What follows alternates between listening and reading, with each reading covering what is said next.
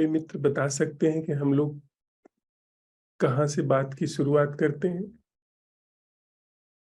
या ये जो हम लोग बैठक कर रहे हैं उसके संवाद का बिंदु क्या है? दिलीप भाई। नमस्ते सर। नमस्ते। सर, संवाद का हमारी इस बैठक का संवाद का बिंदु है दृष्टिकोण और दृष्टाकोण के बारे में।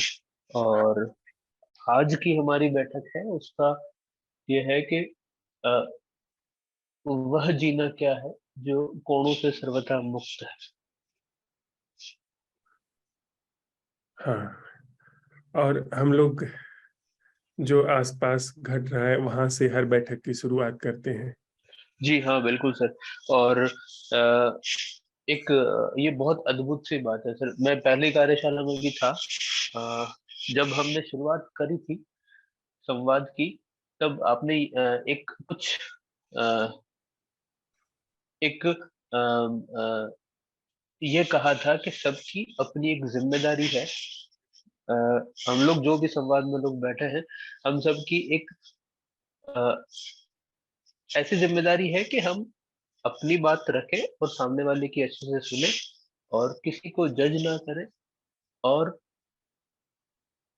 अपनी बात शुरू करने से पहले अपने आसपास हम जो भी हमारी इंद्रियों पर महसूस कर सकते हैं उनको जैसा है वैसा बताने की कोशिश करें। तो उस समय ये था सर कि ठीक है, बता दिया। पर धीरे धीरे जब थोड़ा सा इस पे अंदर उतरे तो और आपसे जानने का मौका मिला। तब ये बात सामने निकल के आई कि कोई अगर बोल रहा है कि उसके आसपास क्या क्या चीजें हैं, जैसे उसकी त्वचा पर क्या महसूस हो रहा है, उसकी जीभ में क्या स्वाद है, वो उसकी आंखें क्या देख पा रही है। तो वो जो देख रहा है वो वर्णन कर रहा है, और हमें हमारे यहाँ पर क्या घट रहा है उस समय उस पर नजर रखनी है। तो ये बहुत अद्भुत सी बात थी सर। और हमारी ये जो मीटिंग चलती है 7 दिन की, मैंने सर शिक्षा का इससे बेहतर तरीका नहीं देखा। मैंने पोस्ट ग्रेजुएशन करी, मुझे कभी भी ऐसा नहीं दिखा कि पढ़ाई किस तरह से, क्योंकि मेरे मन में हमेशा एक वो रहता ही था ना, नहीं ये तरीका गलत है। शुरू से मेरी पूरी स्कूलिंग कॉलेज कभी मुझे लगा नहीं कि ये बेस्ट तरीका है पढ़ाने का। पर हम लोग जो साथ में संवाद कर रहे हैं, वहां बहुत अनुशासन जो अपने आप निकल कर आता है। तो ये बहुत अम, अच्छी चीज से अपने आप ही निकल कर आती है, और संवाद बहुत सुगम हो जाता है। एक धारा में हम लोग सब बैठते हैं, और 7 दिन बहुत अ, व्यवस्थित सा, कम से कम हम जीवन में 4 घंटे, एक महीने में, एक 7 दिन में 4 घंटे बहुत व्यवस्थित तरीके से अपना रूटीन इस कार्यशाला में करते हैं। ऐसा कुछ। धन्यवाद भाई।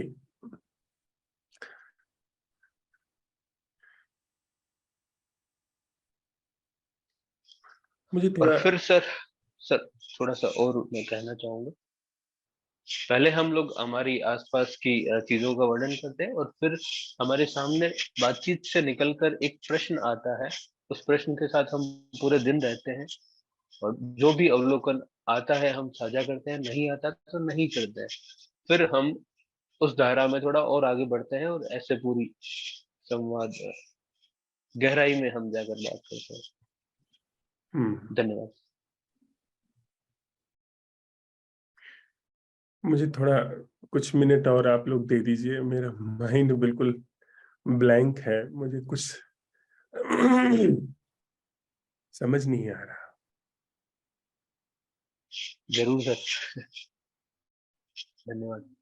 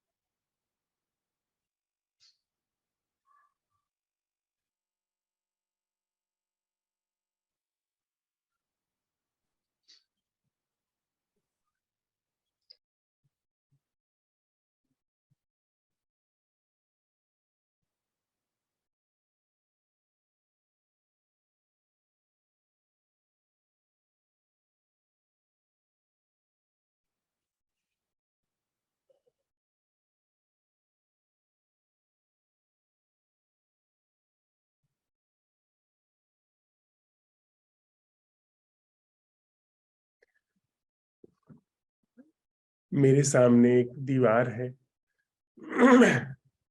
जिसका रंग हल्का पीला है।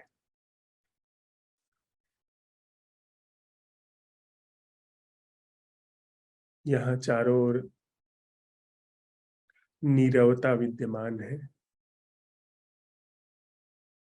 हल्की फुल्की कहीं से कोई आवाज आ रही है, शायद यातायात की आवाज है वो। इस कमरे में कुछ खुशबू है, पता नहीं किस चीज की खुशबू है, अनूठी सी खुशबू है।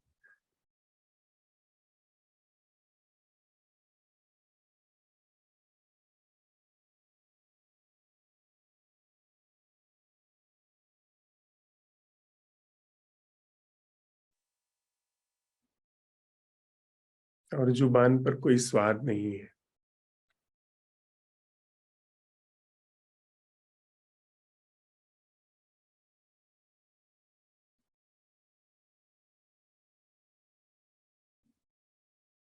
हम लोग साथ में चलते हुए ऐसे जीवन का अन्वेषण कर रहे हैं जो समस्त कोणों से मुक्त है।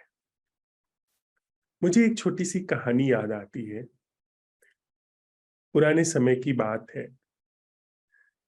एक देहाती व्यक्ति, उनको उनके जो बच्चे थे वे शहर ले जाना चाहते थे घुमाने के लिए। वे गांव में रहते थे। बहुत कहने पे समझाने पे वे तैयार हुए। उनको लेकर के वे रेलवे स्टेशन पर आए। उन्होंने रेलगाड़ी पहली बार देखी। उन्होंने आगे पीछे घूम करके रेलगाड़ी को देखा। कहीं कोई घोड़ा नहीं लगा था, बंधा था, कहीं कोई बैल नहीं था, खच्चर नहीं था, और न ही कहीं आदमी जुटे हुए थे। उन्हें बड़ा आश्चर्य हुआ कि इस गाड़ी में बैठने के लिए इतनी सारी जगह है, पर खींचने के लिए कोई घोड़ा ही नहीं है, कोई बैल ही नहीं है। यह आखिर गाड़ी चलेगी कैसे? उनको इंजन के आविष्कार के विषय में कुछ भी नहीं पता था। उन्होंने हमेशा खींचने वाली गाड़ी जो घोड़ों से, बैलों से, इंसानों से की जाती थी वही देखी थी, वही जानी थी। लोगों ने समझाया कि यह अपने आप चलती है। अब कैसे कोई समझाए कि इंजन का क्या विज्ञान होता है? तो वही उस पर चढ़ने को राजी न हो कि भला ये कैसे चलेगी अपने आप, ये चल कैसे सकती है। बहुत समझाने बुझाने पर वो उस पर चढ़ने के लिए तैयार हुए। गाड़ी चल दी। वो एकदम भौचक रह गए, चकित रह गए। लेकिन झट से उन्होंने अपनी जो गठरी थी उठा करके सर पर रख ली। लोगों ने कहा कि आप क्यों गठरी रख रहे हैं सिर पे? उन्होंने कहा कि अरे भाई, यह गाड़ी अपने से चल रही है, बिना बैलों के जूते, बिना घोड़ों के जूते। यह क्या चमत्कार कम है? मैं अपना बोझ, अपने सामान का बोझ तो कम से कम अपने सिर पर ले लूं, कम से कम इतना तो कर लूं। लोग हंसे और उन्होंने कहा कि आप चाहे गठरी सिर पर रखें या गाड़ी की फर्श पर रखें, गठरी गाड़ी पर ही है। पर वे मानने के लिए राजी नहीं हुए। बहुत समझाने बुझाने पर उन्होंने गठरी नीचे रखी। शायद थक गए होंगे, जब ढोते ढोते घंटों की यात्रा में तो खुद उतार दिया होगा, और पाया कि गाड़ी तो बड़े मजे से चलती चली जा रही है। हमारी जो स्थिति है वह इससे पृथक नहीं है। पहली तो बात, हम यह मानने के लिए राजी ही नहीं होते हैं कि जीवन का प्रवाह, जीवन का बहाव ऐसा भी हो सकता है जो हम न कर रहे हो। जिस ऐसा जीवन हम सोच ही नहीं सकते जिसकी गाड़ी हम न खींच रहे हो। फिर अगर समझाने बुझाने पर, तर्क देने पर यह बात समझ में आती है, तो दूसरी चीज हम करते हैं कि गठरी उठा करके सिर पर रख लेते हैं, साक्षी हो जाते हैं हम, पर अपनी उपस्थिति को नकार नहीं कर पाते कि गाड़ी के चलने में हमारी कोई भूमिका नहीं है, चाहे हम उस पर बैठे हों, चाहे न बैठे हों, चाहे हमने गठरी सर पर रखी हो या फर्श पर रखी हो। जीवन के प्रवाह में हमारी कोई भूमिका नहीं। जीवन है और उस पर यह समझना कि हम जी रहे हैं, यह नासमझी है, बड़ी पुरानी हम इंसानों की नादानी है, जिसने हमारे जीवन को भी तरह तरह के संतापों से भरा हुआ है। पर अगर थोड़ा बहुत समझाने पर बात आती है तो अंतिम बात तक हम पहुंच पाते हैं, साक्षी हो जाना, कि हम करने की भूमिका नहीं है, हमारी उपस्थिति में सब कुछ हो रहा है। हमारी उपस्थिति से रेलगाड़ी चलती है क्या? रेलगाड़ी अपने से चलती है। हम डिब्बे में बैठे हों या न बैठे हों, उससे कोई फर्क नहीं पड़ता।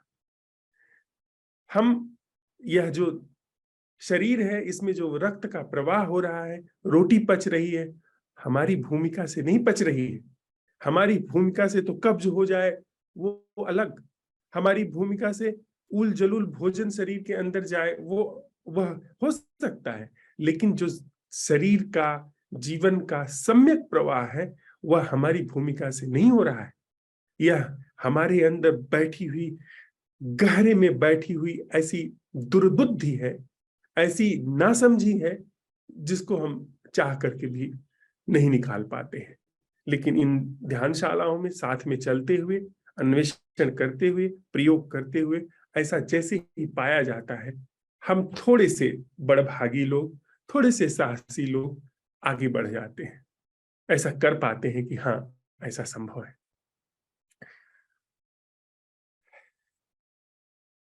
हम ऐसा देख पाते हैं कि जीवन बिना कोण के संभव है। अगर मैं आपसे कहूं, क्या हम में से कोई इस बात के लिए राजी होगा कि कभी भी मैं का अस्तित्व रहा ही नहीं है, मैं का अस्तित्व हो ही नहीं सकता है? यह जो चारों तरफ मन का व्यापार हमको नजर आता है, दूर दूर तक फैली हुई, जो हमें युद्ध की भूमिका, राष्ट्र की भूमिका, संगठित धर्मों की भूमिका, जाति की भूमिका, नाम की भूमिका, यश की भूमिका, पुनर्जन्म की भूमिका, पिछले जन्म की भूमिका, स्वर्ग नर्क की भूमिका, ईश्वर अनीश्वर की जो सारे विचार हैं, सिद्धांत हैं, मान्यताएं, यह कहीं है ही नहीं। क्या आप राजी होंगे इस बात पर? कोई राजी नहीं होगा, पर यह सच है। इन सारी चीजों में किसी भी चीज का कहीं कोई अस्तित्व नहीं। यह सब हमारे मन के गढ़े हुए चौंचले हैं। और क्यों गढ़े गए हैं? सिर्फ एक चीज को न समझ करके, जिसे मैं कहते हैं, एक चीज को न समझ करके जिसे कोण कहते हैं। इस कोण को न समझ करके हमने न जाने कितनी अनर्गल चीजों को जीवन दिया हुआ है, मान्यता दी हुई है। और कोई समझाए, कोई कहे, तो अपवाद, हम उसका प्रतिकार कहते हैं कि यह कौन कह रहा है, यह कौन कर रहा है। यह एक विकलांगता है कि यह न देख पाना कि जीवन के लिए मेरी कोई भूमिका ही नहीं। हम ये स्वीकार करने में ही सक्षम नहीं है कि प्रश्न उठाने के लिए प्रश्नकर्ता की कोई आवश्यकता नहीं। हम समझते हैं कि जीवन के गहरे प्रश्न, जो कि सत्य, जो कि ये वास्तविकता है, इसके उद्घाटन के लिए बिना मैं के सहारे के उठ ही नहीं सकते हैं। और हम कहते हैं कि हम स्वस्थ लोग हैं। हम बिल्कुल भी स्वस्थ नहीं है। स्वस्थ सिर्फ वही व्यक्ति है जो जागा हुआ है, जिसके जीवन में मैं की भूमिका के पार का जीवन दिखाई पड़ना शुरू हुआ। उसके लिए यह सारा जगत झूठ हो जाता है।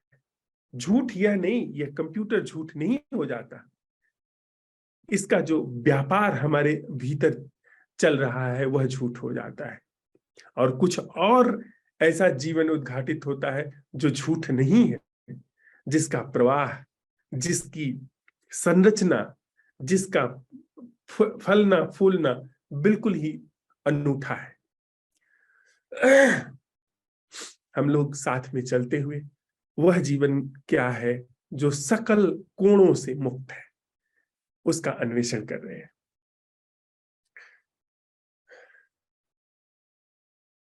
एक छोटी सी कहानी मुझे याद आती है। एक किसान अपने खेतों से घर की ओर लौट रहा था।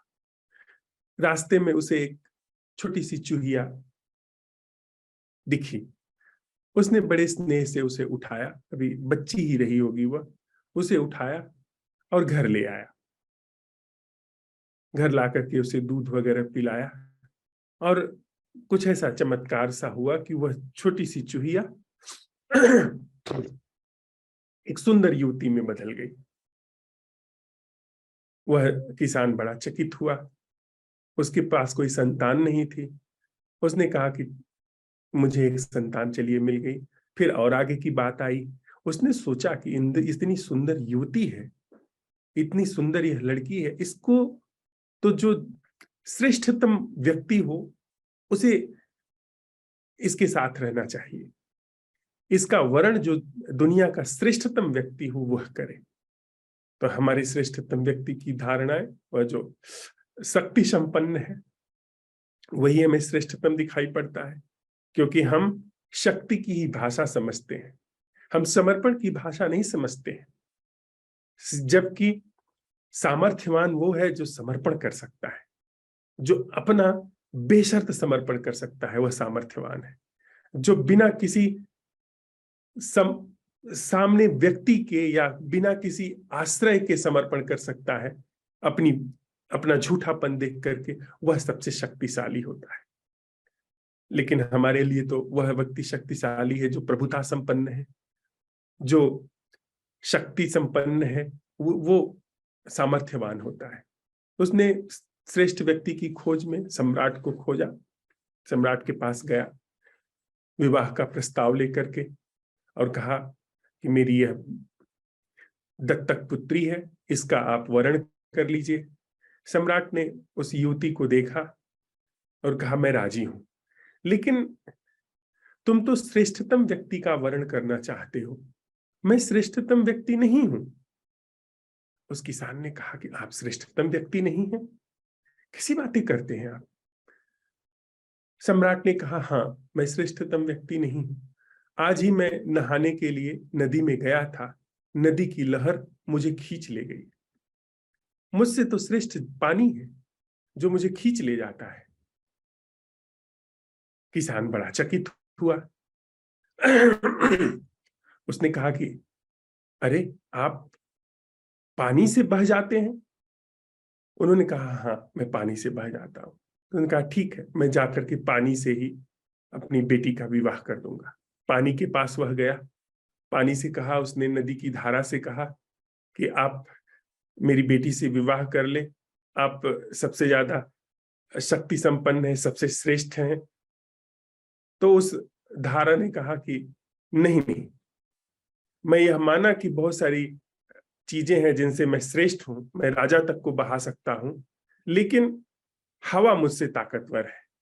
मैं जिस तरफ बहना चाहती हूं, मैं बहना चाहता हूं, उस तरफ वो बहने नहीं देती।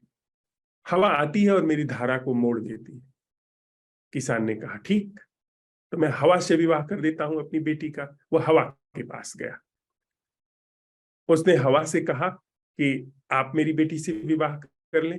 उसने कहा कि यह माना कि मैं राजा से और पानी से ज्यादा श्रेष्ठ हूं, लेकिन पहाड़ मुझसे श्रेष्ठ है।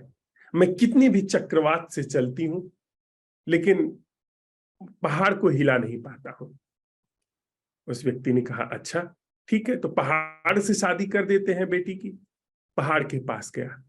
पहाड़ ने कहा कि यह बात सच है कि मैं हवा से नहीं डिगता हूं, मैं पानी से नहीं डिगता हूं, कोई राजा मुझे डिगा नहीं पाता है, यह बात सच है। लेकिन मैं चूहे से हार जाता हूं। चूहा मेरे छाती में छेद करके बड़े ही आराम से रह लेता है, उसके साथ मैं कुछ नहीं कर पाता हूं। उस किसान ने कहा, ओह, इसका मतलब चूहा सबसे श्रेष्ठ है। वह घर लौटा और चूहे की बिल से उसने चूहे को पुकारा और कहा कि आप सबसे श्रेष्ठ हैं, आप मेरी बेटी से शादी कर लें। और उसकी शादी उससे हो गई। जहां से चले थे वहीं लौट करके आ गए। सारी जो यात्रा थी वह व्यर्थ सिद्ध हुई। हमारी जो कोणों की यात्रा है वह सदैव व्यर्थ सिद्ध होती है। अंत में लौट करके हम वहीं आ जाते हैं जहां से चले थे। चूहिया से चले थे, चूहे के जगत से चले थे, वहीं आकर के गिर जाते हैं। आप देखें, बचपन से कितने मंसूबे अंदर पलते हैं, फलते फूलते हैं, कितने कोण बनते हैं, और मृत्यु आती है, सारे कोणों को पूछ करके चली जाती है। तो वह बनना भी झूठ है कोणों का, उनका सिद्ध होना भी झूठ है, और उनका गिरना भी झूठ है। यह सारी चीजें एक मायावी जगत में चलती हैं। और वहीं पर हम यह सवाल उठा रहे हैं कि क्या कोई ऐसा जीना संभव है जो कोणों से सर्वथा मुक्त हो, जिस पर सारे कोण बनते हो और बिगड़ करके चले जाते हो, भासते हो। तो वहां पर कोणों की दुनिया में गति नहीं होती है। कोणों के साम्राज्य में जीने वाला वह वहां पर नहीं पाया जाता। कोणों से मुक्त जो जीवन है, वह जीवन जब जरूरत होती है कोण का उपयोग किया, वापस अपनी जगह पर। इस तरीके से गति होती है। दक्षिण भारत में, जैसे हमारे यहाँ उत्तर भारत में अकबर और बीरबल की कहानियां प्रसिद्ध हैं, वैसे ही कृष्णदेव राय और तेनालीराम की बहुत सारी कहानियां प्रसिद्ध हैं। जिसमें से एक कहानी है कि जो वहां के सम्राट थे, उनकी मां मरणासन्न अवस्था में थी, और उन्होंने अपने अंतिम क्षणों में कहा कि मेरी बड़ी इच्छा है आम खाने की। सम्राट तुरंत, उसने, समय आम का नहीं था, लेकिन तुरंत उसने चारों तरफ अपने दूत दौड़ा दिए, अपने लोग भेज दिए कि कहीं से भी दुनिया में आम मिले लेकर के आइए। चारों तरफ लोग गए, बहुत परिश्रम किया लोगों ने, कहीं जाकर के उनको एक आम छोटा सा मिल गया। भागते दौड़ते वो लोग लौट करके राजमहल पहुंचे, लेकिन पहुंचते पहुंचते ही प्राण पखेरु उड़ गए उनकी मां के। राजा को बड़ा शोक हुआ, बड़ा दुख हुआ उनको, और उन्होंने कहा कि मैं एक छोटी सी इच्छा भी नहीं पूरी कर सका अपनी मां की, और मेरी मां आम खाने के लिए तरसती स्वर्ग सिधार गई, मर गई।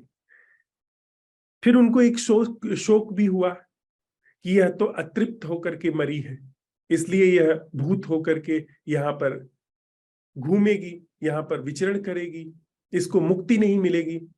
उन्होंने पंडितों को बुलाया और बुला करके कहा कि इसकी मुक्ति का कुछ उपाय निकालिए। पंडित मुक्ति का उपाय निकालने के लिए बैठे ही हैं, उन तो पंडित का काम ही है। देखते नहीं है हमारे साथ में बहुत सारे पंडित लोग भी हैं, पंडित जाति वाले नहीं, विद्वान, जिनके जीवन में जागरण का एक कतरा भी नहीं है, उनके पास बहुत सारा ज्ञान है। दिन रात जो पुस्तकों में डूबे हुए हैं, वे लोग उपदेश करते हैं, वे लोग बताते हैं कि यह असंभव प्रश्न नहीं काम करता, कुछ और करिए। अगर कुछ और करने से जागरण सिद्ध होता है, क्या जागरण सिद्ध हुआ आपके जीवन में? मुकर जाएंगे, पर वो आपको खंडित करेंगे। वो आपको इसलिए खंडित करना चाहते हैं, इसलिए कहना चाहते हैं ताकि आप उनकी श्रेणी तक रहें, ज्ञान तक रहें। जीवन में आपकी उतर गई यह बात खल जाएगी उनको कि जीवन में अगर उतरती है तो मेरे उतरेगी, क्योंकि मैंने इतना पढ़ा है, मैंने इतना कुछ सीखा है, तो जीवन में मेरे उतरनी चाहिए, संकलन मेरे पास ज्यादा है। मेरे पास वह जो धन है ज्ञान का, उससे सबसे पहले मैं भुनाऊंगा। जागरण जैसी कोई चीज है, मैंने इतना धन जुटाया है, उसको लेकर के मैं भुनाऊंगा पहले जागरण। जागरण ज्ञान के धन से नहीं भुनता। जागरण ज्ञान से और इस तरीके की बुद्धि की कवायद के संचय से कभी नहीं घटित होगा, बल्कि इस तरह के संचय से जो थोड़ा बहुत संभावना भी है वह भी गल जाएगी। इसलिए सबसे ज्यादा विकृत स्थिति ज्ञानियों की होती है, विद्वानों की होती है। बच्चे समझ जाएंगे, निर्दोष लोग समझ जाएंगे, जिन्होंने कभी कोई किताब नहीं पढ़ी वो समझ जाएंगे, पर ज्ञानी नहीं समझ सकता, विद्वान नहीं समझ सकता। अहम, दंभ।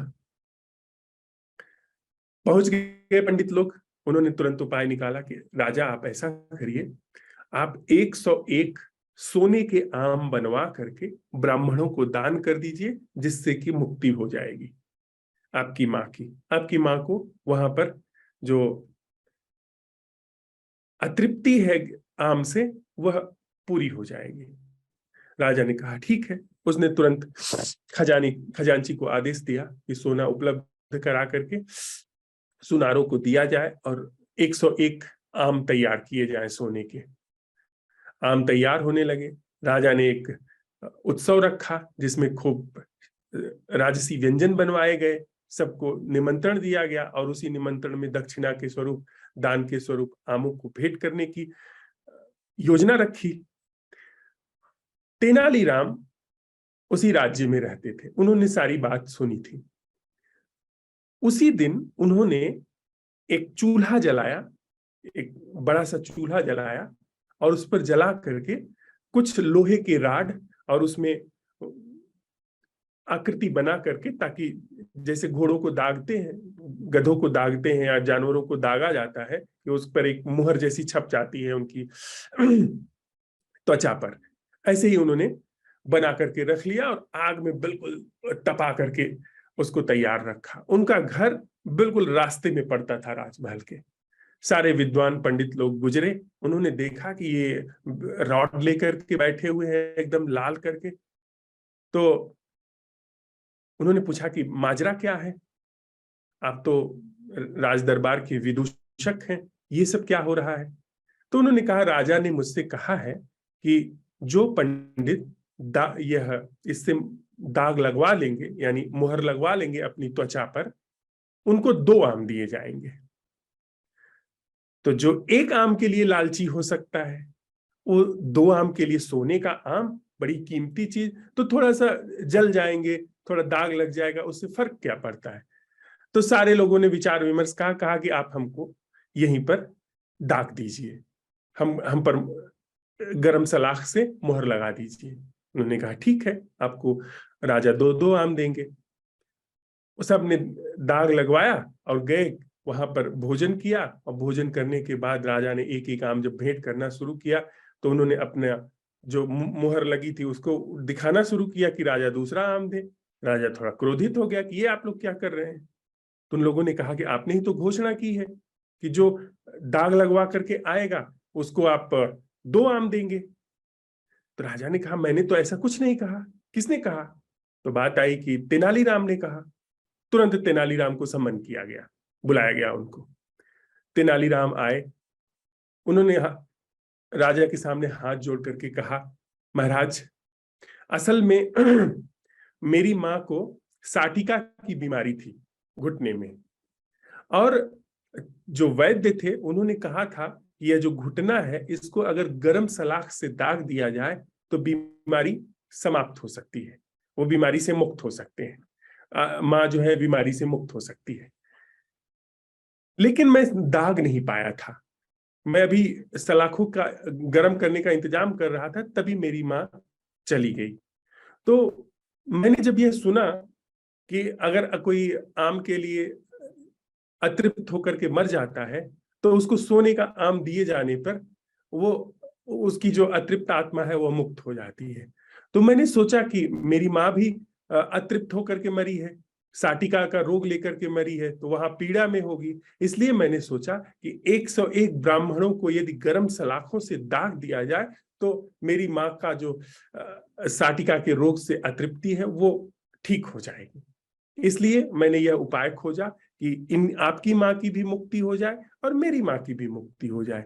तो एक आम देने से आपकी माँ की मुक्ति हो गई और इन पंडितों को दाग देने से मेरी माँ की भी मुक्ति हो गई। दोनों लोगों का काम हो गया। राजा को सब राज समझ में आया। उन्होंने सबके आम वापस रखवा लिए और सबको विदा दे दी। हुआ क्या? राजा के अंदर कोढ़ बन रहा है। मां मरणासन्न अवस्था में है, मरने जा रही है और राजा जो है वो व्यथित हो गया कि मैं सम्राट होकर के मां की अंतिम इच्छा पूरी नहीं कर पाया। एक उसके अंदर कसक बैठ गई, कोढ़ बन गया। उस कसक का लाभ उठा करके जो दूसरा व्यक्ति है, जो लोभी है, उसने तुरंत एक युक्ति बनाई कि यह दान करिए और इस भरपूर शोषण हो गया। हमारे अंदर कोण अगर है, कोई भी व्यक्ति शोषण कर लेगा। दूसरे के अंदर कोण है तो हम उसका शोषण कर लेंगे। सिर्फ उसका शोषण नहीं हो सकता जहां पर कोण नहीं है। जहां पर कोई कोण नहीं है उसका शोषण कैसे करिएगा? आप किसी व्यक्ति, कोई व्यक्ति आपको ठग जाता है, दोष उसका कम है। आपके अंदर कोई कोण होगा जिसकी वजह से आप ठगे गए, दोषी आप है। कोई व्यक्ति छल जाता है आपके साथ तो निश्चित ही आपकी कोई उम्मीद होगी, कुछ मान्यता होगी, कुछ मांग होगी जिसकी वजह से आपके साथ छल हुआ। आपको खुद को देखना चाहिए। और जीवन में कोण है तो दिन रात छले जाएंगे हम लोग दिन रात छले जाते हैं ना। एक कोण बना, वह हटा, दूसरा कोण बना। विचारों के न जाने कितने कोण बन रहे हैं, बिगड़ रहे हैं। पूरा कोणों का प्रवाह चल रहा है, कोण ही कोण बन रहे हैं। पूरा का पूरा जीवन छला जाता है, पूरा जीवन ही छल लिया जाता है। पता ही नहीं चलता है कि असल में जीवन क्या है। तो हम लोग साथ में चलते हुए यह प्रश्न उठा रहे हैं कि बिना कोणों के जीवन क्या है। वह जीवन क्या है जो कोणों से सर्वथा मुक्त है। थोड़ी देर के लिए साथ में बैठते हैं। इसके बाद हमने जो दिन में प्रयोग किया है, अपने अंदर प्रश्न उठाए हैं, उस प्रश्न को उठाने के साथ साथ जो व्यवधान आए हैं उसे साझा करते हैं। उससे जो मुक्ति घटित हुई है उसको ये अगर साझा कर सके तो करते हैं, या जो भी कुछ है उसको साझा करते हैं। थोड़ी देर के लिए साथ में बैठ लेते हैं।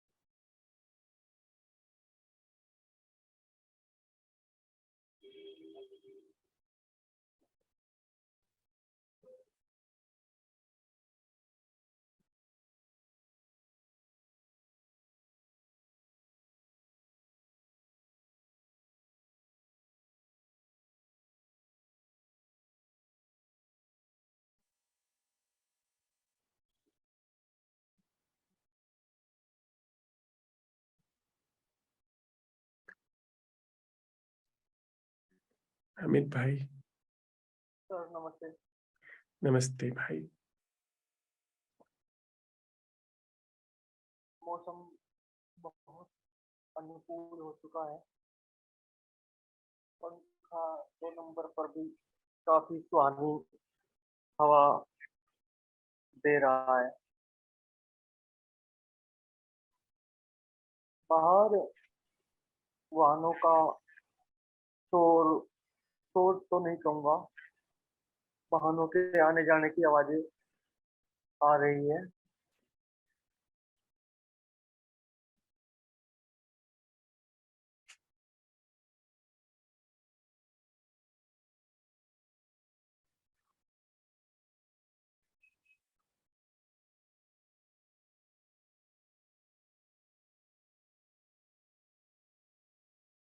भीतर एक खालीपन सा है।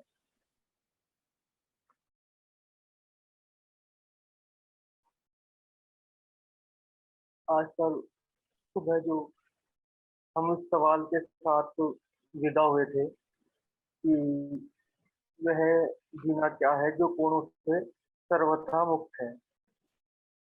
पर ये चीज सजगता की अवस्था में मेरे साथ बनी रही। जैसे कि मेरे मामा जी आ जाए, उनसे काफी जैसे रिश्तेदारों में गॉसिपिंग होती है, गपशप होती है, तो उसमें कुछ लोगों की आलोचनाएं हो रही थी। तो इतनी सजगता थी कि मेरे अंदर उन लोगों के प्रति कोई कोण नहीं बन पा रहा था। मतलब मैं देख वो चीज इस तरह दिख रही थी कि कोई व्यक्ति विशेष बुरा या अच्छा नहीं लग रहा था। मतलब बस बातें चल रही थी। अन्यथा पहले होता रहा है कि हम अक्सर लिप्त हो जाते हैं, लेकिन किसी के प्रति कोई वैर का या निंदा का इस तरह का कुछ कोण बन नहीं पा रहा था। मैं चाह के भी सोच रहा था कि ये क्या चीज चल रही है, किसी चीज में शायद इस तरह की जो नैसर्गिक जागरण उसे अगर नाम दिया जा, क्योंकि नाम मुझे वो जागरण का भी सही मायने में पता नहीं चल रहा था, क्योंकि वो कुछ इस तरह का था कि वो चीज हो नहीं पा रही थी। कौन जैसा कुछ बना नहीं। और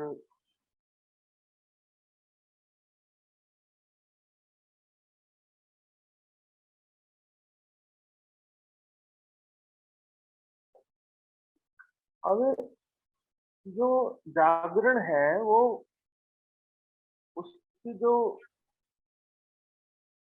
समय था, समय बहुत बड़ा है। इस तरह के जो ये जो चीज उठी है फोन वाली, क्योंकि हमारी नजर नहीं पड़ती अपने अंदर क्या क्या चलता रहे। लेकिन इस चीज पर जैसे ही सवाल उठा सुबह ये, तो मन हर पल को नहीं बनाता है, चाहे पत्नी के प्रति बना लो या पड़ोसी के प्रति बना लो। तो ये चीज देखी कि कोई कहीं कुछ इस तरह का कुछ हुआ नहीं कि कुछ कौन बने। तो मेरी नजर में से ऐसा रहा कि कोई कौन नहीं बना, तो अलग ही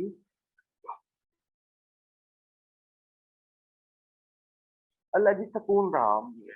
जो आज का जो मेरा अवलोकन है, मैं उसमें कुछ शब्द ज्यादा जोड़ने में सक्षम नहीं हूँ, क्योंकि कुछ भी ऐसा कुछ अ,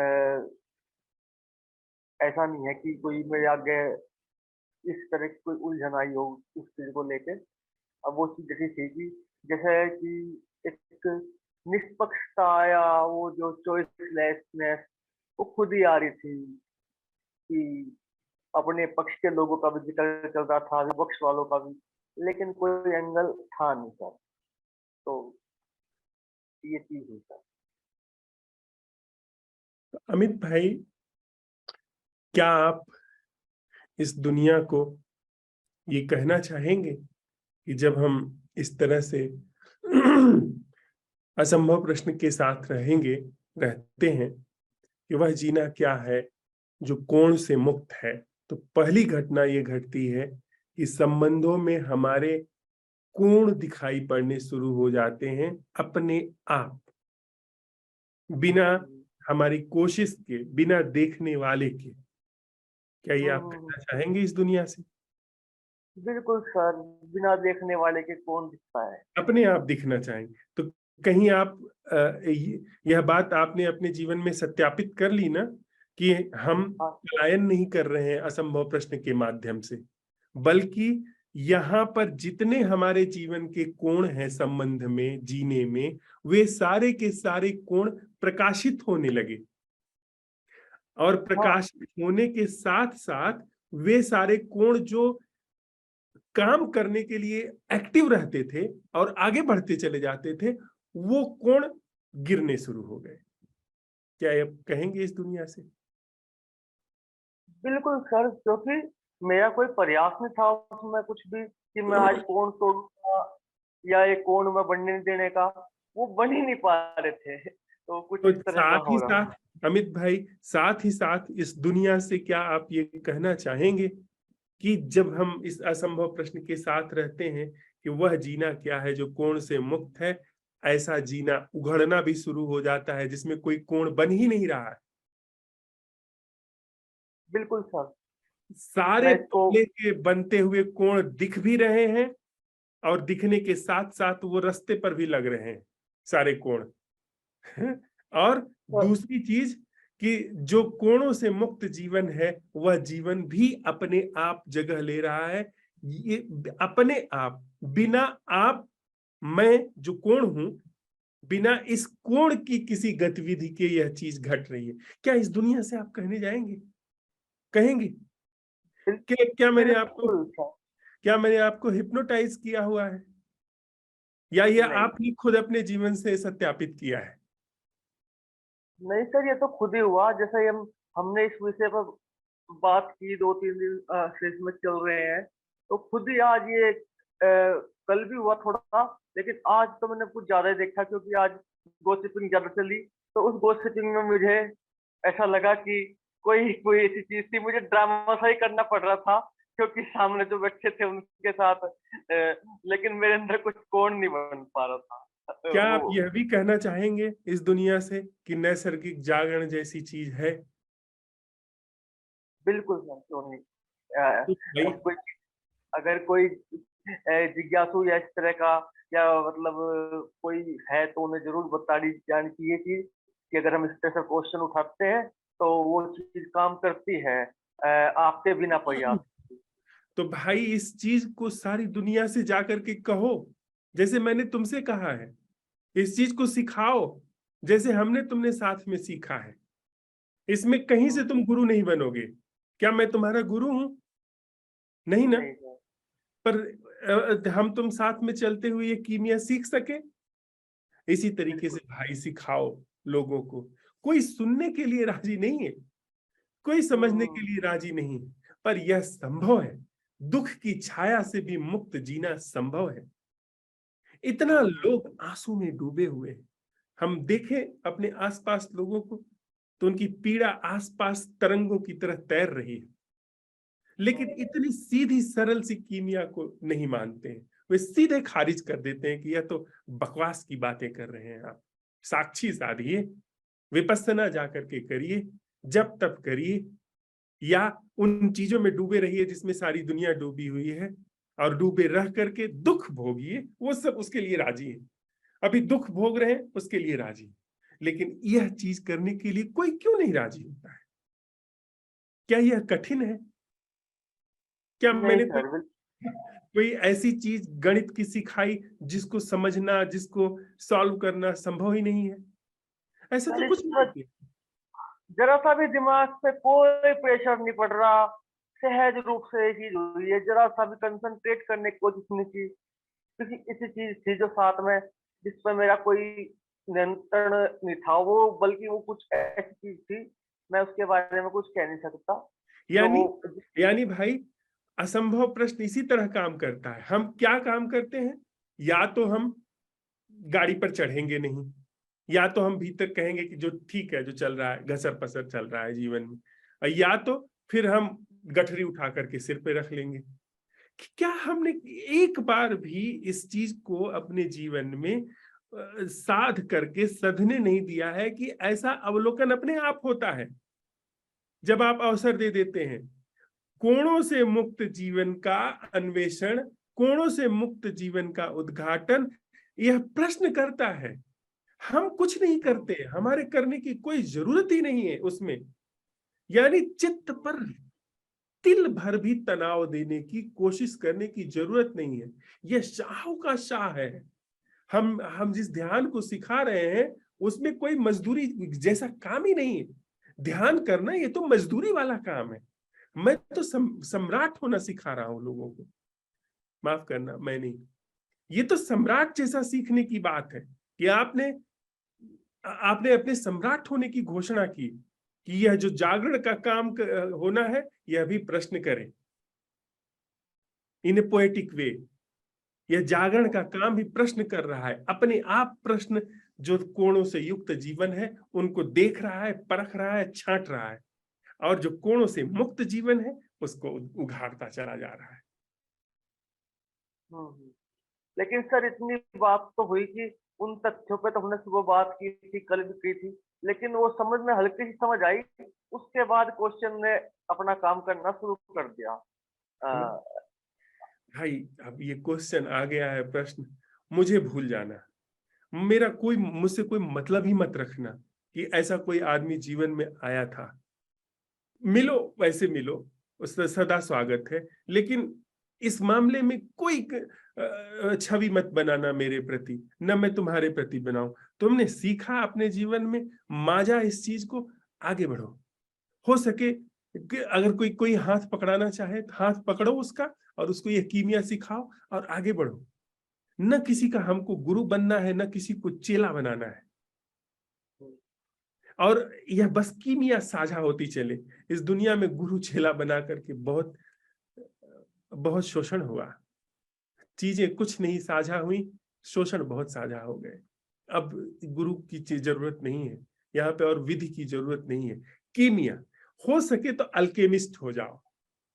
अल्केमिस्ट जो जीवन की पूरी रसायनात्मकता को रूपांतरित करने में सक्षम हो। Kimiya. Thank you. Thank you Amit भाई। भावना।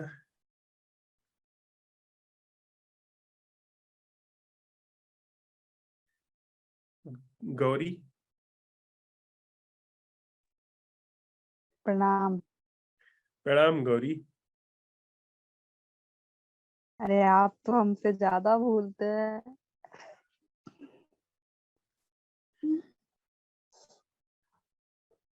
और क्या ना, वो जुगनू की आवाज आ रही, चीची वाली, और हमारे टिनटिन की आवाज आ रही, पीपी वाली। और मच्छर नहीं काट रहे क्योंकि मच्छरदानी लगा हुआ है।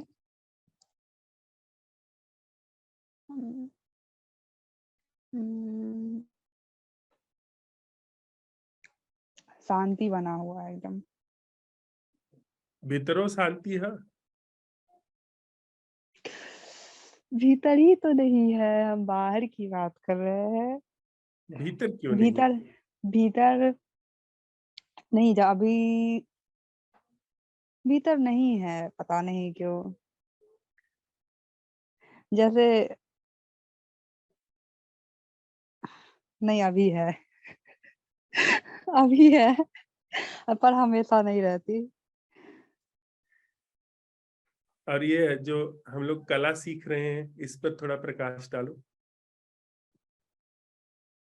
वो जो सुबह आपने दिया था वो प्रश्न, क्या हाँ, तो वो भीतर? हमने बताया था ना तो वो हमने ना अपने जो हमारा पसंदीदा डॉग है हमने उस पे ना प्रयोग किया था, ठीक है? तो जैसे हम हमेशा उसको देखते थे ना तो लगता था कि पिछले साल इतना छोटा था, अभी इतना बड़ा हो गया। मतलब वही चीज़ें एकदम पुराना जैसा था वो। फिर प्रश्न उठाने के बाद ना वो नया लग रहा है जैसे अभी-अभी देखा था, वो नया होता है ना, वैसा। फिर हमने आपको ये बताया तो फिर इसका प्रयोग ना हम बकरी पे करने वाले थे, ठीक है? क्योंकि उसको जब हम देखते हैं ना तो हमेशा हम मेरे भीतर बैठा हुआ है कि अब तो इसको मरना है कुछ दिन बाद, फिर इसको बेच देंगे वो जो बैठा हुआ है वो। और एक जो हमारी बगल की चाची है वो बहुत दुष्ट किस्म की है तो एक उसकी छवि बनी हुई है। तो जब आपने हमने पूछा कि हमने सही किया प्रयोग तो फिर आपने कहा हाँ, तो फिर गौरी फूल गई और प्रयोग भूल गई।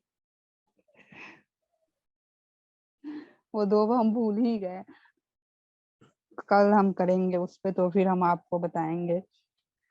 और वो जो ग्रुप में आपने कहा था एक कि असंभव प्रश्न किसने सीखी है उस पे वो बताने के लिए वो हमको जानना है आपने क्यों पूछी है क्योंकि हम तो उसका प्रयोग कर ही रहे हैं तो फिर हम क्या मतलब बोले उसके बारे में कर रहे हैं वो प्रयोग सही से फिर आपने ऐसा क्यों कहा कि किसको समझ आए किसको नहीं आए ऐसा क्यों पूछा वो हमको जानना है।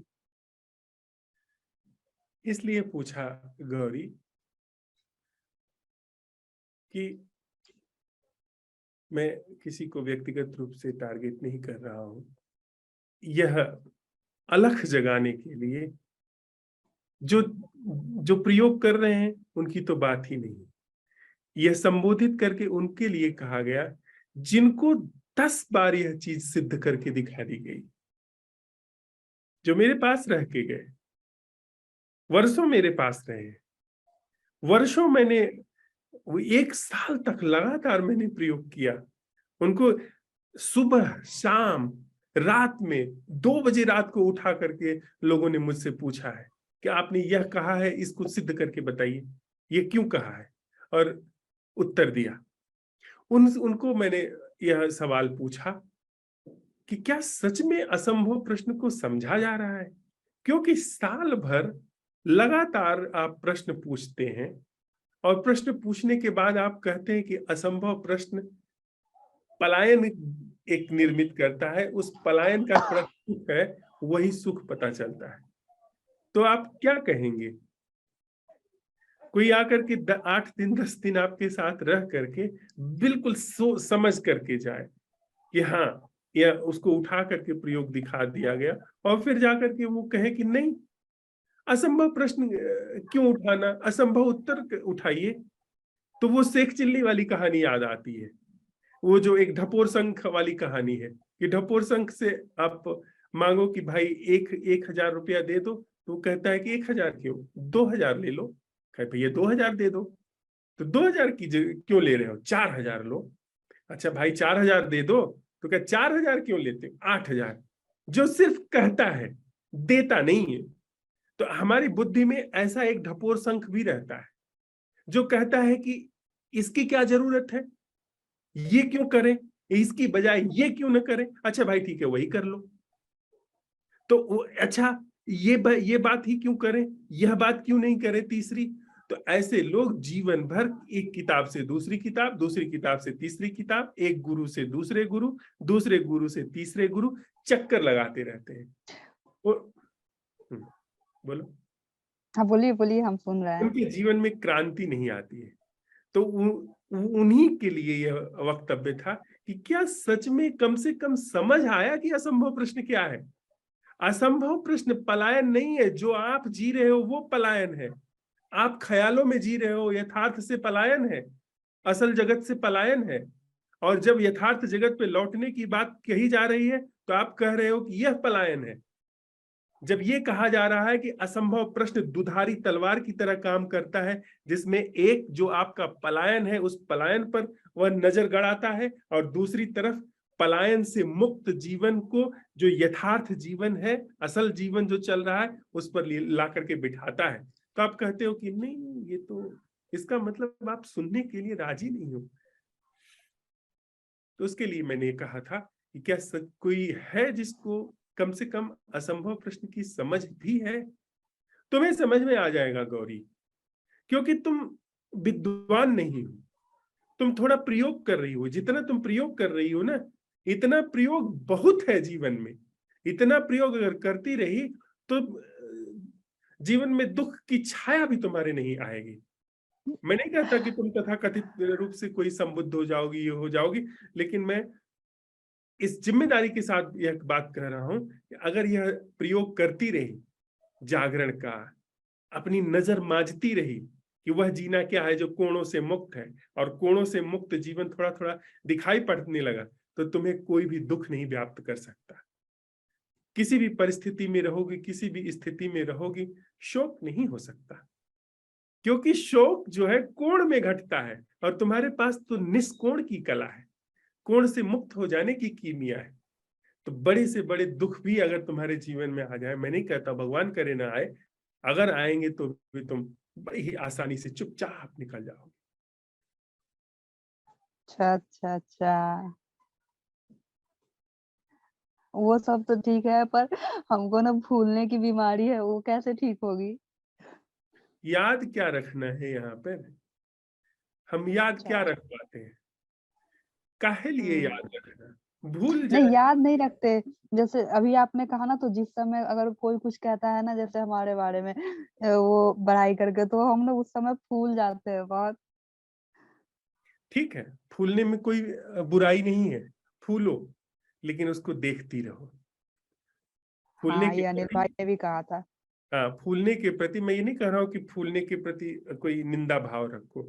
जब फूल रही हो तो उसकी भी वह अटेंडिंग क्या है जो तुम नहीं कर रही हो। हाँ हाँ हाँ।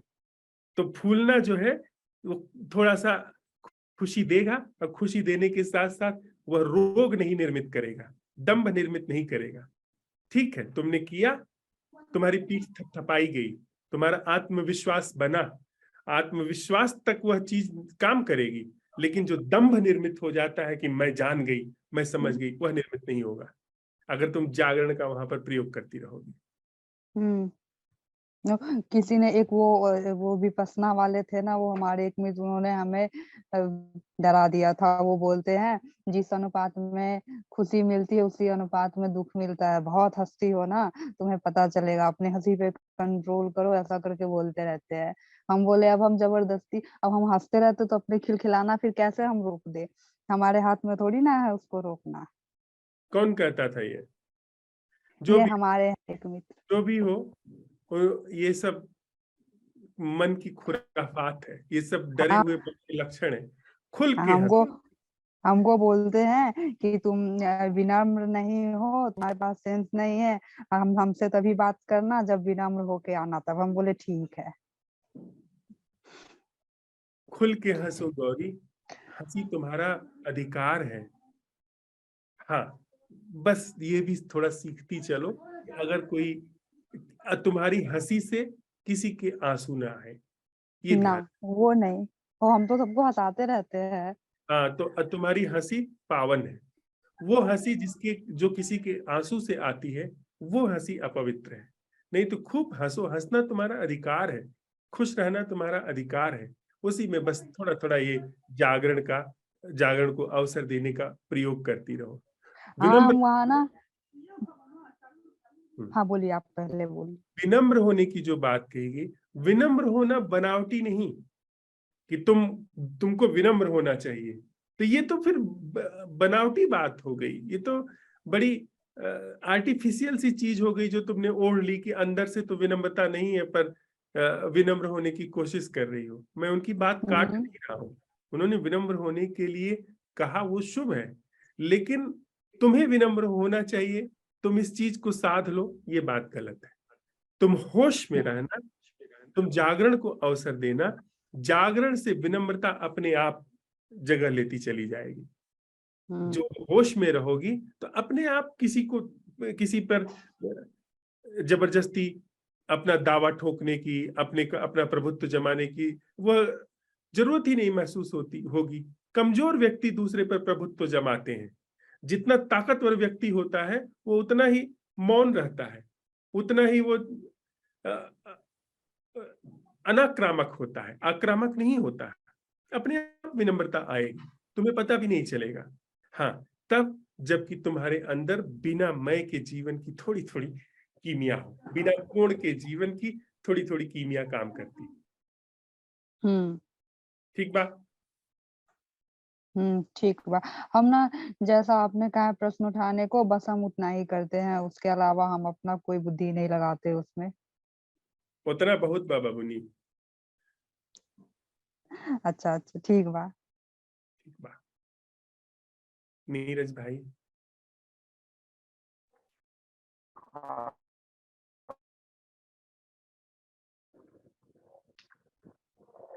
या कमरे में गार्ड का जो मैं उसमें बैठा हुआ हूँ और फैन चला रखा है कि मच्छर बहुत ज्यादा है यहाँ।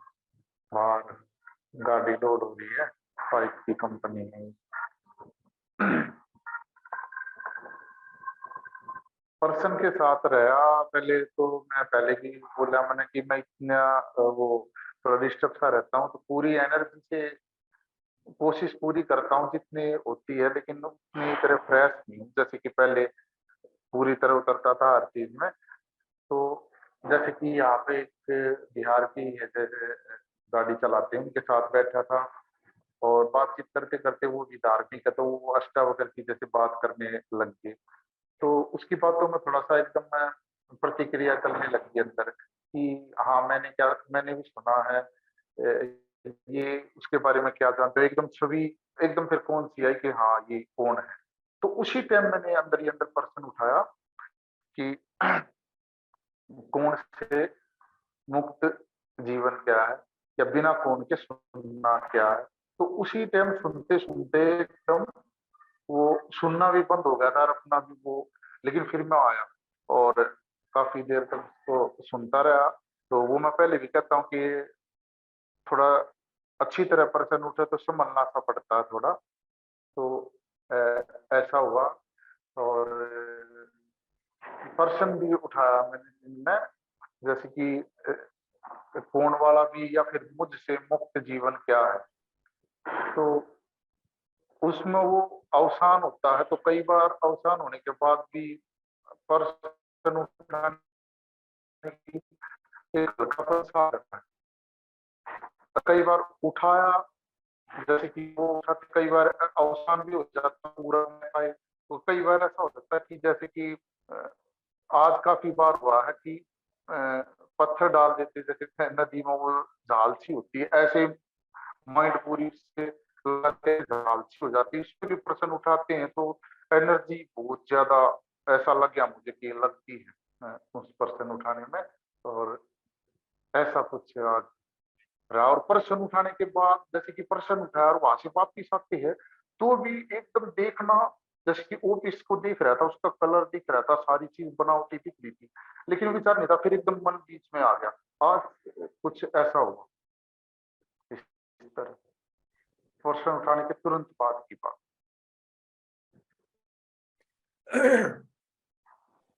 नीरज ठीक है, जो हो रहा है बिल्कुल शुभ है, चलते रहो। प्रश्न उठाना वह भी महत्वपूर्ण है, और प्रश्न उठाने के बाद निष्क्रिय हो जाना वह भी महत्वपूर्ण है। जैसे चम्मच, आपने खीर उठाई, मुंह में डाली, वहां तक चम्मच की भूमिका है, वहां तक प्रश्न की भूमिका है, प्रश्न उठाने की भूमिका है। मुंह में जाने के बाद जीभ को काम करने दीजिए, मुंह में जाने के बाद दांत को काम करने दीजिए। चम्मच की भूमिका खत्म हो गई। हमारी भूमिका जो है वो चम्मच तक है। हमने प्रश्न उठाया कि वह जीना क्या है जो कोणों से मुक्त है, वह श्रवण क्या है जो कोणों से मुक्त है, वह दर्शन क्या है जो कोणों से मुक्त है। उठाने के बाद फिर झट से दूसरा, जैसे राम नाम जप नहीं करना है कि उठाया प्रश्न फिर उठा रहे हैं, फिर उठा रहे हैं, ऐसे नहीं है। उठाया, उठाने के बाद उस प्रश्न को काम करने दीजिए, उस एकदम वहां पर अपनी भूमिका सिमट जाने दीजिए। प्रश्न सिमट, आप हमारी भूमिका समेटने के लिए तैयार है, बस हम सहयोग करें, सिमट जाए। और अपने आप प्रश्न जो है भीतर अन्वेषण कर रहा है, भीतर वो अपने आप मिट्टी खोद रहा है, वो प्रमाद को तोड़ रहा है कि क्या ऐसा जीना है जो कोण से मुक्त है। अगर हम करेंगे तब तो वो कोण ही कर रहा है ना। हाँ जी। उठाते चलो भैया। अच्छा, पर्सन जब भैया आप बता रहे उठाते हैं, तो जब मन कई चाल खेलता उत्तर लेके आता है या कुछ भी वो करता, तो उस टाइम पर्सन का काम तो उस टाइम रहता है ना कि वो है, कहते ही एकदम पर्सन आ जाता है कि हाँ ये उत्तर तो खुद मेरा ही है, तो वो गिर जाता है। फिर कभी आता है आगे तो फिर उठ जाता, तब तो पर्सन का काम होता है।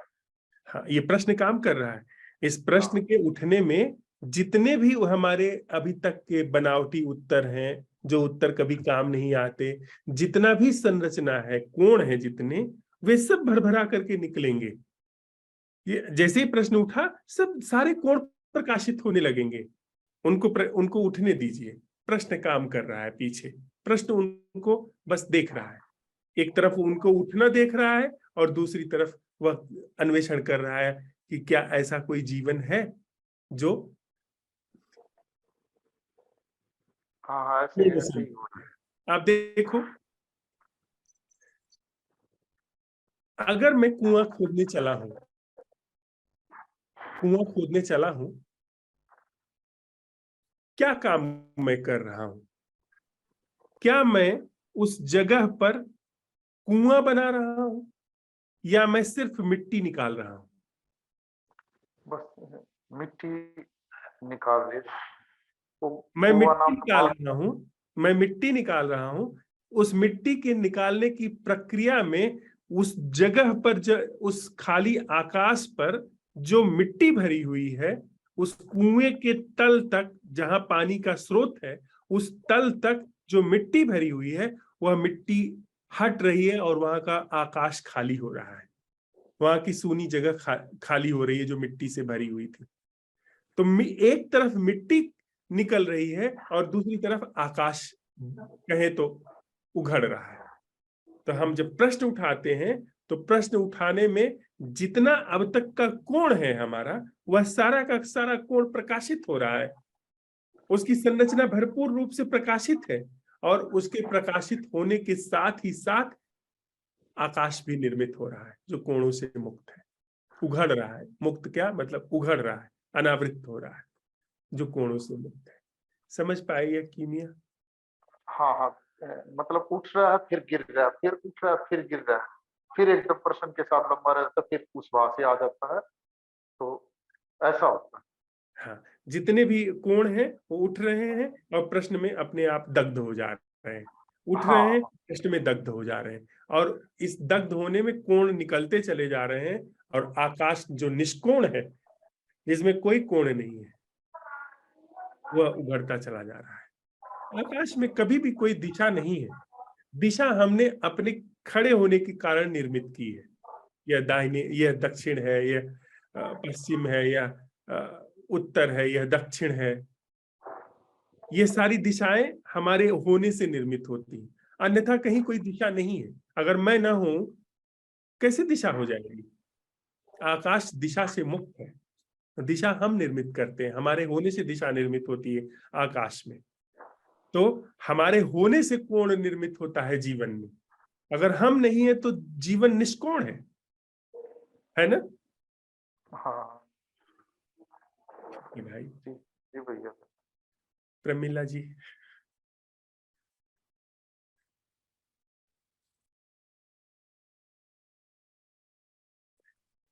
जी नमस्कार।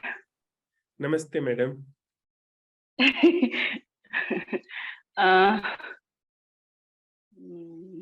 मुझे गर्मी लग रही है, मैं थोड़ा काम कर रही थी दीपावली का सफाई ये वो, तो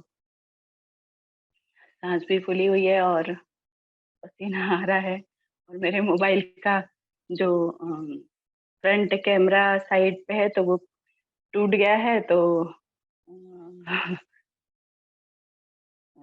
वो ठीक से दिख नहीं रहा, मतलब मैं ठीक से नहीं दिख रही हूँ। और जो प्रश्न है वो कुछ नहीं हुआ दिन में। मतलब कि मुझे कोई कोण नहीं दिखा। लेकिन अभी जब आप बात कर रहे थे, तो बात करते-करते जब कहानी सुना रहे थे, तब ज़रूर बार-बार अपना वो चल रहा था कि जैसे आप बोल रहे थे ना वो र उस उस युवती का विवाह धारा से हो, तो धारा ये बोली, तो मेरे मन में आ रहा था धारा स्त्री है, तो स्त्री का विवाह स्त्री से कैसे होगा? तो यहाँ पे प्रवाह होना चाहिए। फिर आपने बोला फिर कि हवा के पास, तो हवा बोली कि मुझसे कैसे विवाह होगा? फिर मुझे लगा कि हवा स्त्री है, तो स्त्री का विवाह स्त्री से कैसे होगा? तो यहाँ पर पवन शब्द होना चाहिए। पवन बोलिए, पवन बोलिए। मुझे बार-बार वो ऐसा लग रहा था कि आपको ये शब्द बोलना चाहिए, आप ये क्यों बोल रहे हैं? बस और मुझे ये बोलना है कि इस मंच से अगर मैं न जुड़ी होती, तो ये वक़्त इस वक़्त अभी मैं बहुत व्यथित होती और बहुत ज़्यादा परेशान होती। लेकिन ऐसा नहीं कि मैं बहुत खुश हूँ, लेकिन स्थिर हूँ। कोई किसी चीज़ का ऐसा नहीं है कि कोई असर या कुछ ऐसा है। तो और प्रश्न जो शुरुआत में बोलना पड़ता था, वो प्रश्न पूरा रिपीट करना पड़ता था, मतलब मन में जब भी ऐसे दिन में वर्कशॉप होती थी, कार्यशाला के बाद दिन में जब याद आता था कि हाँ 2-4 बार, 5 बार, 6 बार जब भी, तो वो प्रश्न याद आता था। जब प्रश्न याद आता था यानी कि उसको मन में रिपीट करना, बोलना होता था। फिर जब शुरुआत में जब 1-2 बार जब ऐसा लगा कि सब कुछ स्थिर होने लगा है, वो प्रश्न उठते ही इसको ये कहेंगे कि प्रश्न काम करने लगा है, तो फिर उसके बाद अब कुछ शब्द देने नहीं होते हैं, बोलना नहीं पड़ता है, मतलब मनन नहीं करना पड़ता है। वो जो एक लाइन है प्रश्न की, उसको उसको उसको जैसे मन में बोलती थी मैं, तो वो बोलना नहीं, वो अपने आप ही बिना शब्दों के वो प्रश्न आता है। मैं बता पा रही हूँ? बहुत अच्छी तरह। हाँ, तो ज़्यादा मुझे शब्दों के ज़रिए मैं इस बात को बहुत ज़्यादा नहीं बता पाऊँगी, लेकिन प्रश्न काम करता है या नहीं करता है, वो है। क्योंकि अभी मैं ना बहुत परेशान होती अभी इस वक़्त अगर ये सब नहीं होता, तो जैसा मैं पहले रहती थी। और बहुत आश्चर्य की बात है कि अभी मैं 10:25 होता है और मैं सो जाती हूँ, मेरी नींद लग जाती है। और एक समय था कि मुझे 2-2 3-3 रात के बज जाते थे, मुझे नींद नहीं आती थी। तो अ, ये क्या है मुझे अब नहीं पता, लेकिन कोई पुरानी बातें ये नई दिमाग में घूमती हैं। अगर कुछ ऐसा नहीं है कि परिस्थितियाँ बदलती हैं इससे, ऐसा भी नहीं कोई कोई चमत्कार होता है कि दुःख गया तो सुख आ जाएगा, या मैं बोल लूँ? अ, खोल के बोलिए। हाँ, वो जैसे बाहर के लोग करते हैं कि ये उपाय किया तो सुख आने लगा जीवन में, ऐसा ऐसा नहीं, परिस्थितियाँ जैसी थी वैसी हैं, लेकिन वो परिस्थितियों ने मुझ पर असर करना बंद कर दिया, कि ये मुझे दिख रहा है। पूरी तरह हुआ है, नहीं हुआ है ये नहीं पता, लेकिन हाँ, बहुत कुछ ऐसा हुआ है कि ठीक है, अच्छा है सब। Thank you. अमिला, ये जो चीज है ना, सिखाओ, हुँ, लोगों को सिखाओ, बताओ सबको। अगर तुम सीख सकती हो, तुम्हें कुछ अध्यात्म का अभी नहीं पता है, तुमने कभी कोई शास्त्र नहीं पढ़े हैं, तुमने कभी कोई गुरु का साथ नहीं किया है, कोई विधि नहीं की है, कोई साधना नहीं की है, लेकिन अगर तुम्हें जीवन में दुख से मुक्ति मिल सकती है, वर्ष भर पहले की अपनी स्थिति देखो और अभी की स्थिति देखो। सिर्फ प्रश्नों जी, के साथ प्रयोग करते हुए, जागरण को अवसर देते हुए, नैसर्गिक जागरण को अवसर देते हुए, यदि जीवन से दुख गलने लगा, जो रात रात भर जागती थी आज समय से सो जाती हो, समय से उठ जाती हो, परिस्थितियां नहीं बदली हैं, तुम रूपांतरित हो गई। तो इसका मतलब है कि अब तुम्हारी जरूरत है आसपास के लोगों को बिना गुरु बने कुछ ऐसा किए, इसको बांटो। इसको बताओ लोगों को कि हाँ, ऐसा जीना संभव है। तुमसे ज्यादा विकट परिस्थिति तो शायद ही किसी की होगी। सब तरीके की विकट से विकट परिस्थिति तुम्हारे आसपास है, लेकिन अगर तुम दुख से मुक्त हो सकती हो, तुम बिना दुख के जी सकती हो, तो हर कोई जी सकता है। सिखाना इसको अपने आसपास के लोगों को। Thank you. Thank you. Ranjita ji. Sir good evening. हाँ, गुड इवनिंग। हेलो। हाँ, आवाज आ रही है आपकी। हाँ, अच्छा सर। मैं उस प्रश्न के साथ थी, तो मुझे अपना, जैसे मैंने सुबह भी बताया था,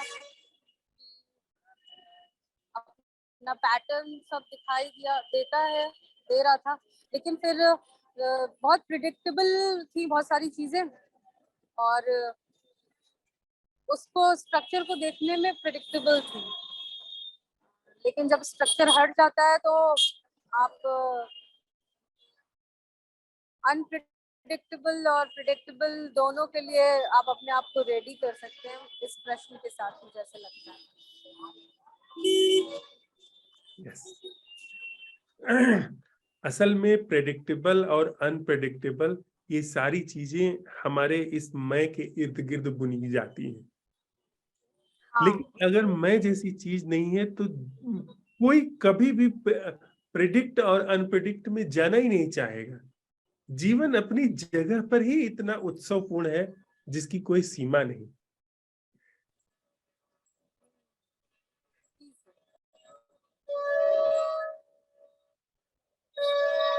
बाकी तो प्रश्न के साथ अभी भी हैं। ठीक है रंजीता। बहुत सारे नए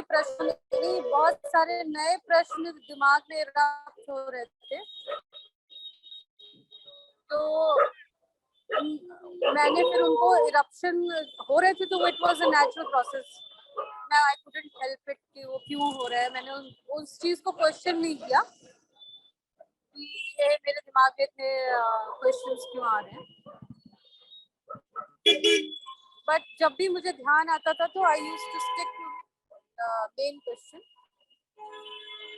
और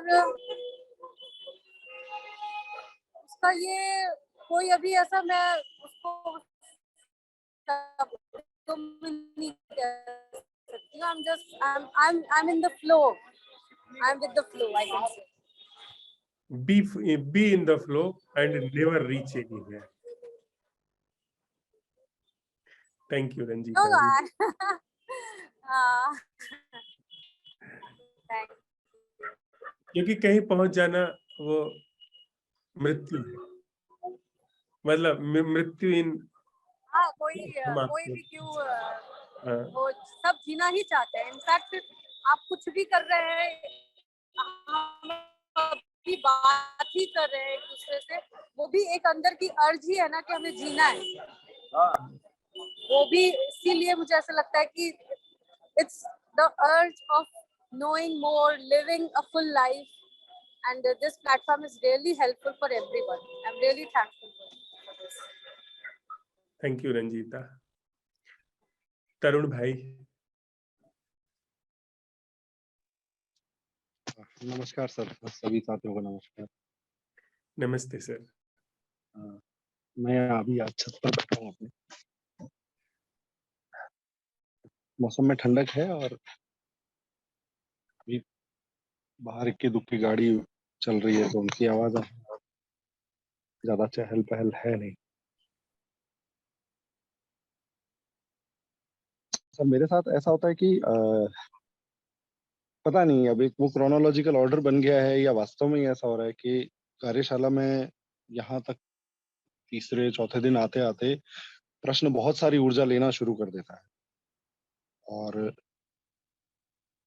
बहुत तरह के विचार ख्याल आते हैं। फिर ऐसा लगता है कि ये अवलोकन देना भी अपने आप में इतना बड़ा दुस्साहस हो जाएगा, जैसे कि मतलब ये एक कोण इस बारे में बता रहा हूँ कि जीवन में कितने कोण हैं, हालांकि उनको देखा गया है, बेहद ईमानदारी से देखा गया है। वापस उस पर भी अवलोकन में नजर जाने पर वो एक दुस्साहस सा ऐसा लगता है। और फिर चीजें स्वतः छूट सी जाती है।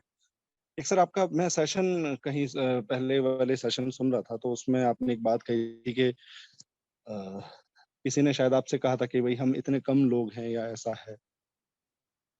तो बात ये निकल कर के आई थी कि दिया जो है वो प्रकाशित अगर हो रहा है तो उसे फर्क नहीं पड़ रहा है कि उस प्रकाश के दायरे में क्या-क्या चीजें आ रही है।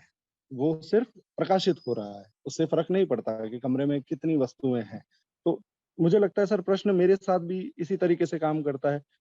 और लोगों के साथ में अगर अलग तरीके से काम कर रहा है तो मुझे उससे व्यथित होने की ज़रूरत नहीं है, क्योंकि मैंने मेरे कमरे में जो-जो चीज़ें रखी है, वो प्रश्न जो है वो उन्हीं चीज़ों को प्रकाश के दायरे में लेकर के आ रहा है। तो फिर वहाँ आकर के एक थोड़ा-सा मतलब ऐसा लगता है कि ठीक है, यहाँ पर अभी और ठहर करके चीज़ों को देखने की ज़रूरत लगती है। प्रश्न आज जब उठाता रहा मैं, तो मुझे कोण बखूबी नज़र आते। फिर मैं अपनी क्षमता के अनुसार यही देख पाता कि वो जो कोण बन रहे हैं, वो कहाँ से बन कर के आ रहे हैं। मैं जहाँ से उसमें भी जो प्रत्यक्ष, अप्रत्यक्ष, अपरोक्ष चीज़ें हैं, उनमें से प्रत्यक्ष, अप्रत्यक्ष तक मैं थोड़ा बहुत पहुँच पाता। जैसे मैं अपने बचपन की बात करूँ, तो वहाँ से मेरी अपब्रिंगिंग कैसी रही, क्या कुछ मैंने लिया, या अभी जैसे मैं अपनी बच्ची में देखता हूँ तो क्या कुछ स्वतः वो उठाती जा रही है, हम नहीं भी दे रहे हैं तो। जैसे सिनेमा का हमारे मेरे पर जीवन पर बहुत वैसा प्रभाव रहा है कि एक इमेजिनरी वर्ल्ड बन ही जाता है कहीं न कहीं, कोई चीज़ें देख कर के। कई बार होता है ना, चलते हुए अपने आप ही बैकग्राउंड में कुछ म्यूज़िक, कुछ ना होते हुए भी हम गाना शुरू कर रहे हैं, उस चीज़ का प्रभाव। चीज़ें जो इमेजिनरी जैसे हम कुछ खेल रहे हैं, वहाँ पर खेलना कितना आनंदित कर जाता है, वो चीज़ सेकेंडरी हो गई, और जीत और हार जैसी चीज़ जो वास्तव में है ही नहीं, हम उसके पीछे ही दौड़ते हुए चले गए। हम देखते हैं ना ऐसा कई बार कि कोई मैच हम देख रहे हैं या खेल रहे हैं, कोई टीम बहुत अच्छा खेली और वो हार गई है, फिर भी हमें उसका अच्छा खेल ही प्रभावित कर रहा है।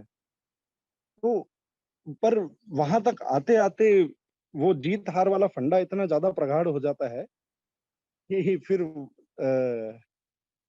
उन चीज़ों की इम्पोर्टेंस, उस खेल की जो इम्पोर्टेंस है, वो वहाँ आकर के बेशक दिख रही है, पर वो पूरी तरीके से हट जाए, उसके लिए शायद इस प्रश्न को ही छोड़ दें, पर प्रश्न पर ही छोड़ देना होगा, मुझे ऐसा लगता है।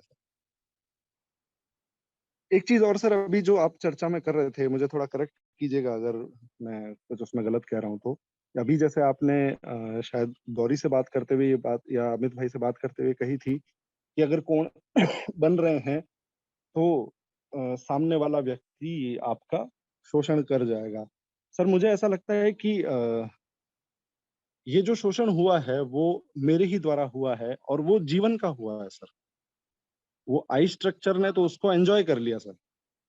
अगर वो शोषण भी हो रहा है तो वो एक मैं की संरचना जो है उसको एन्जॉय कर रही है, और जो वो शोषण हुआ है वो उस जीवन का हो गया सर। ये चीज़ मुझे लगी। आप थोड़ा गहरी बात कह रहे हैं। आपने और गहरी बात उघाड़ दी। इस जीवन का शोषण हुआ, मैंने तो उसको एंजॉय किया, उस शोषण को।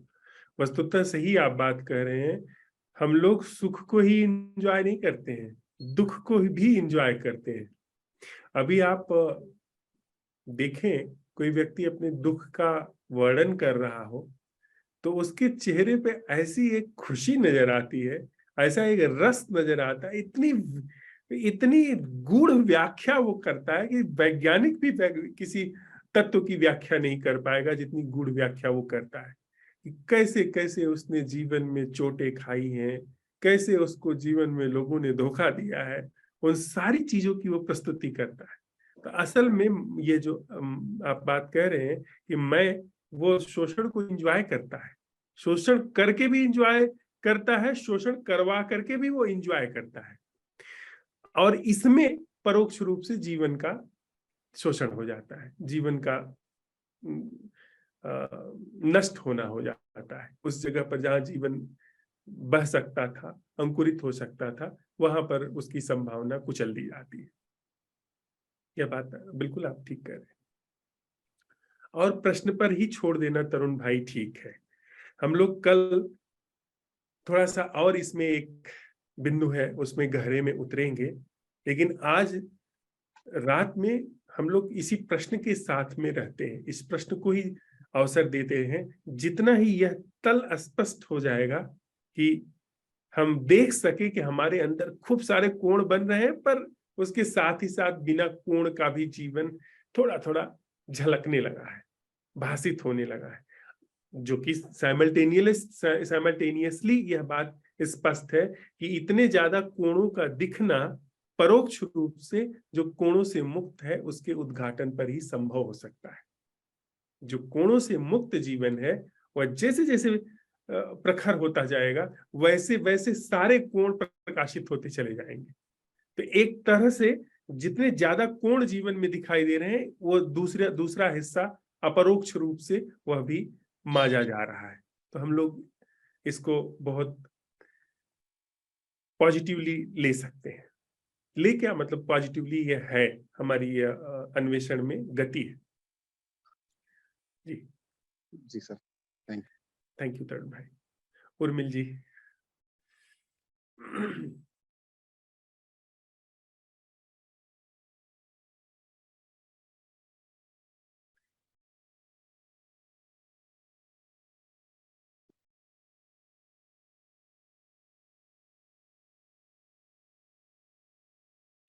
कांट लिसन, शायद आपका माइक जो है वो ऑफ है।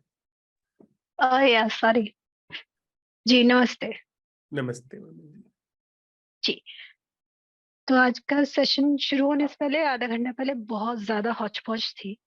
तो मतलब बहुत कुछ था, गैस चूल्हा ठीक करने वाला आया हुआ था, कुरियर वाला आया हुआ था, एक रिटर्न पिकअप था, मतलब बहुत कुछ चल रहा था। और मैं नहाई भी नहीं थी, तो मैं जस्ट भाग के नहा के आई, तो मेरे बाल अभी भी थोड़े गीले हैं। बट वो होता है ना कि स्टिल मैंने सोचा मैं ऑनलाइन नहीं आऊंगी बिकॉज मैंने कंघी-वंघी नहीं की है। बट फिर मैंने कहा चलो कोई नहीं, इट्स फाइन, मतलब क्या है। और हाँ, मुझे एक चीज और बोलनी थी कि मुझे गौरी के लिए बोलना था, अगर वो सुन रही है तो। वो कह रही थी ना कि वो फूल जाती है तो मुझे थोड़ा और फुलाना है उनको उनकी स्माइल बहुत ज्यादा प्यारी है, मतलब इन्फेक्शुअस स्माइल है उनकी, कि जो आती है ना कैमरे पे, तो मतलब मेरे चेहरे पे इतनी बड़ी स्माइल ऑटोमेटिकली आ जाती है। पर मैं इससे पहले तारीफ नहीं कर पा रही थी क्योंकि मैं खुद ऑनलाइन नहीं आ रही थी। तो मैंने कहा मैं जब अपना चेहरा नहीं दिखा रही तो मैं दूसरे की कैसे तारीफ करूं, मतलब वो कहेंगे तो आप भी दिखाओ अपना चेहरा उस तरीके से।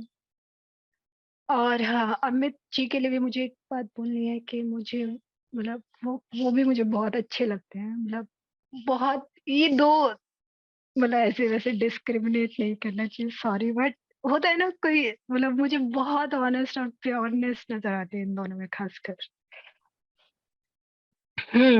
आज मैं बहुत बोलने वाली हूँ, यस। और कुछ थोड़े बहुत मेरे आपसे डिसएग्रीमेंट भी हो सकते हैं आज, मतलब Yes. मतलब थोड़ा सा एक पॉइंट ऑफ व्यू चेंज है मेरा कुछ चीजों को लेके। पर उससे पहले मुझे एक चीज बोलनी है चैट के रिगार्डिंग।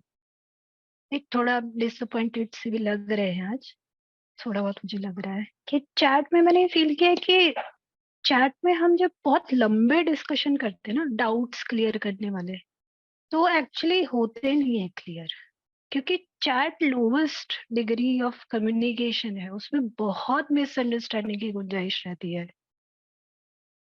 तो वो मुझे लगता है, वो अगर आपको कोई बहुत सीरियस डाउट है, बहुत लंबा डिस्कशन अगर आपको करना है, तो चैट तो अवॉइड ही होनी चाहिए। या तो फोन पे बात करो, बेस्ट है, कि आप वीडियो कॉल करो, वो द बेस्ट है, या फोन पे करो।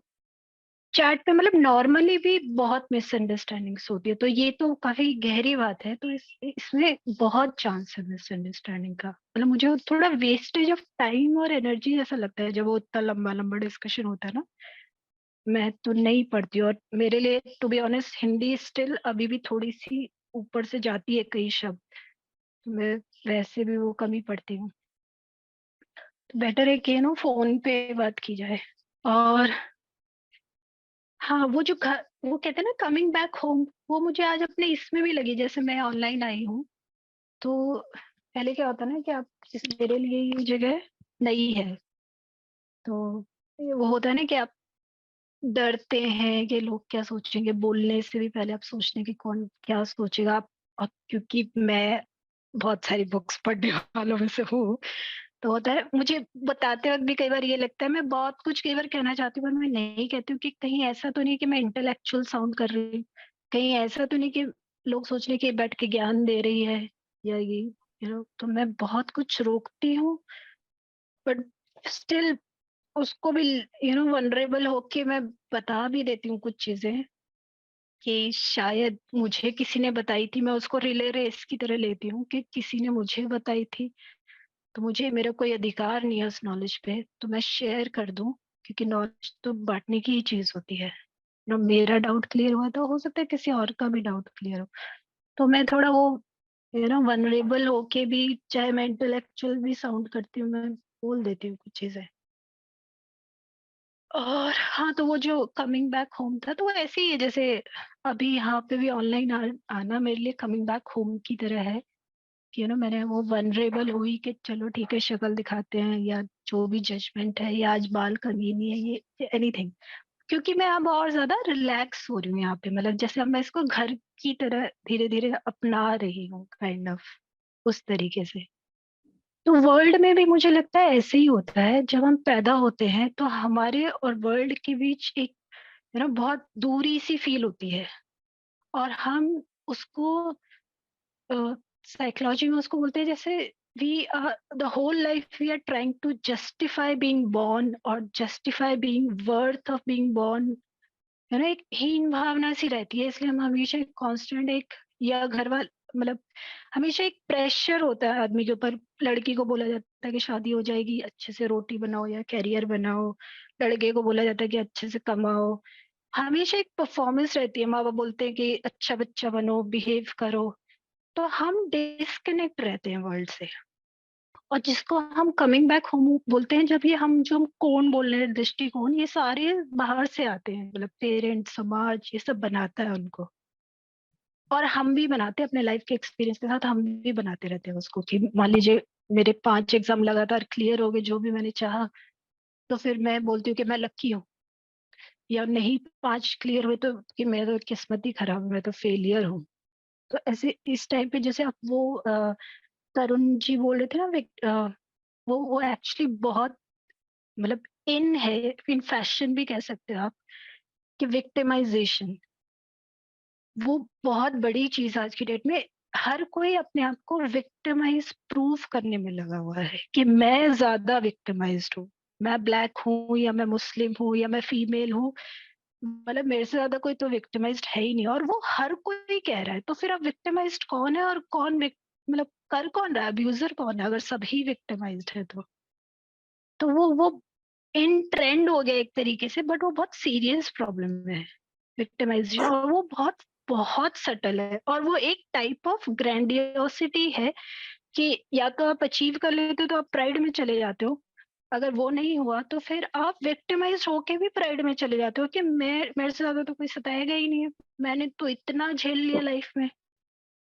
वो भी एक आप सुपीरियरिटी पे जा रहे हो उस तरीके से, थोड़ा अलग तरीके से, बट वो भी सुपीरियरिटी आती है। ओके।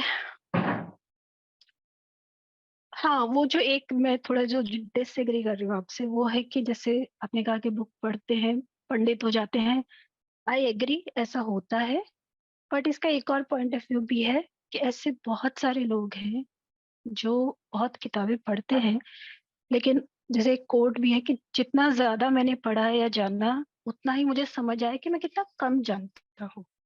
ऐसे भी लोग हैं कि जितना ज्यादा, क्योंकि नॉलेज लिमिटेड है और आप कितना पढ़ लोगे, ये चीज मुझे भी कई बार रियलाइजेशन हुई है कि कितना पढ़ लेगा, मतलब दुनिया में इतनी किताबें हैं कि मुझे एक लाइफ टाइम में तो होने ही नहीं वाला, कई लाइफ टाइम में भी शायद ना हो पाए, बट स्टिल जैसे ओशो थे, वो बहुत बुक पढ़ी है उन्होंने, या या जैसे आप कहते हैं कि बहुत सारे लोगों के पास चले जाते हैं, बहुत सारे गुरुओं के पास चले जाते हैं, मुझे नहीं लगता कोई हार्म है उसमें, हर एक की अपनी जर्नी है। कई बार आप गलत, आप उस स्टेट ऑफ माइंड में ही नहीं होते कि आप सही व्यक्ति से भी मिलो और आप समझ पाओ उस चीज को। तो डेवलपमेंट होती है। तो जब आप आप हो सकता है 10 लोगों गुरुओं के पास जाओ, और जब आपका राइट टाइम आएगा तब आपको वो चीज समझ में आएगी। या फिर मैं इसको ऐसे भी देखती हूँ, मुझे लगता है डिसअपॉइंट होने की जरूरत नहीं। अगर कोई आपकी बात एक भी व्यक्ति नहीं समझ रहा, तो मैं इसको ऐसे देखती हूँ कि आप जैसे पेरेंट हैं और हम लोग बच्चे हैं एक तरीके से।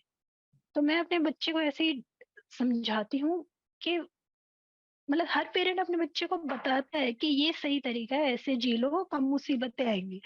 लेकिन बच्चे सुनते का, एक तो वो उतना इंटेलेक्चुअल लेवल नहीं होता है, और हर एक के पास हर एक गलती करता है और करनी चाहिए मेरे ख्याल से उसको। हम कोशिश करते हैं, हम प्रोटेक्टिव होते हैं, बट अधिकार होना चाहिए सबके पास कि वो गलती करे। गलतियों से भी सीखता है आदमी। अपनी अपनी गलती करने का अधिकार सबको है। और मुझे जो समझ में आता है कि साइकोलॉजी के अकॉर्डिंग ये होता है कि आप एक सिचुएशन को देखो कि क्या चीज आपके कंट्रोल में है और क्या चीज आपके कंट्रोल में नहीं है। तो आपके कंट्रोल में क्या है कि आप सही बात बता दे, बस इतना ही कर सकते हैं आप अगर सोचेंगे कि वो समझ जाए और उस पर चले, वो आपके कंट्रोल की चीज नहीं है।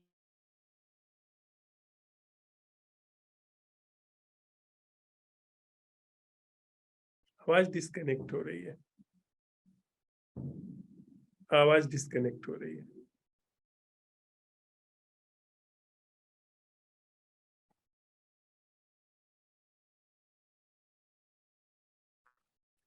मुझे आवाज नहीं आ रही है। हम किसी को नहीं आ रही। हाँ, हमें भी नहीं आ रही है।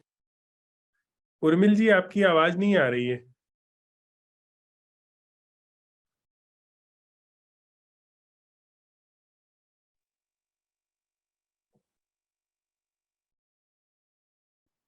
Do you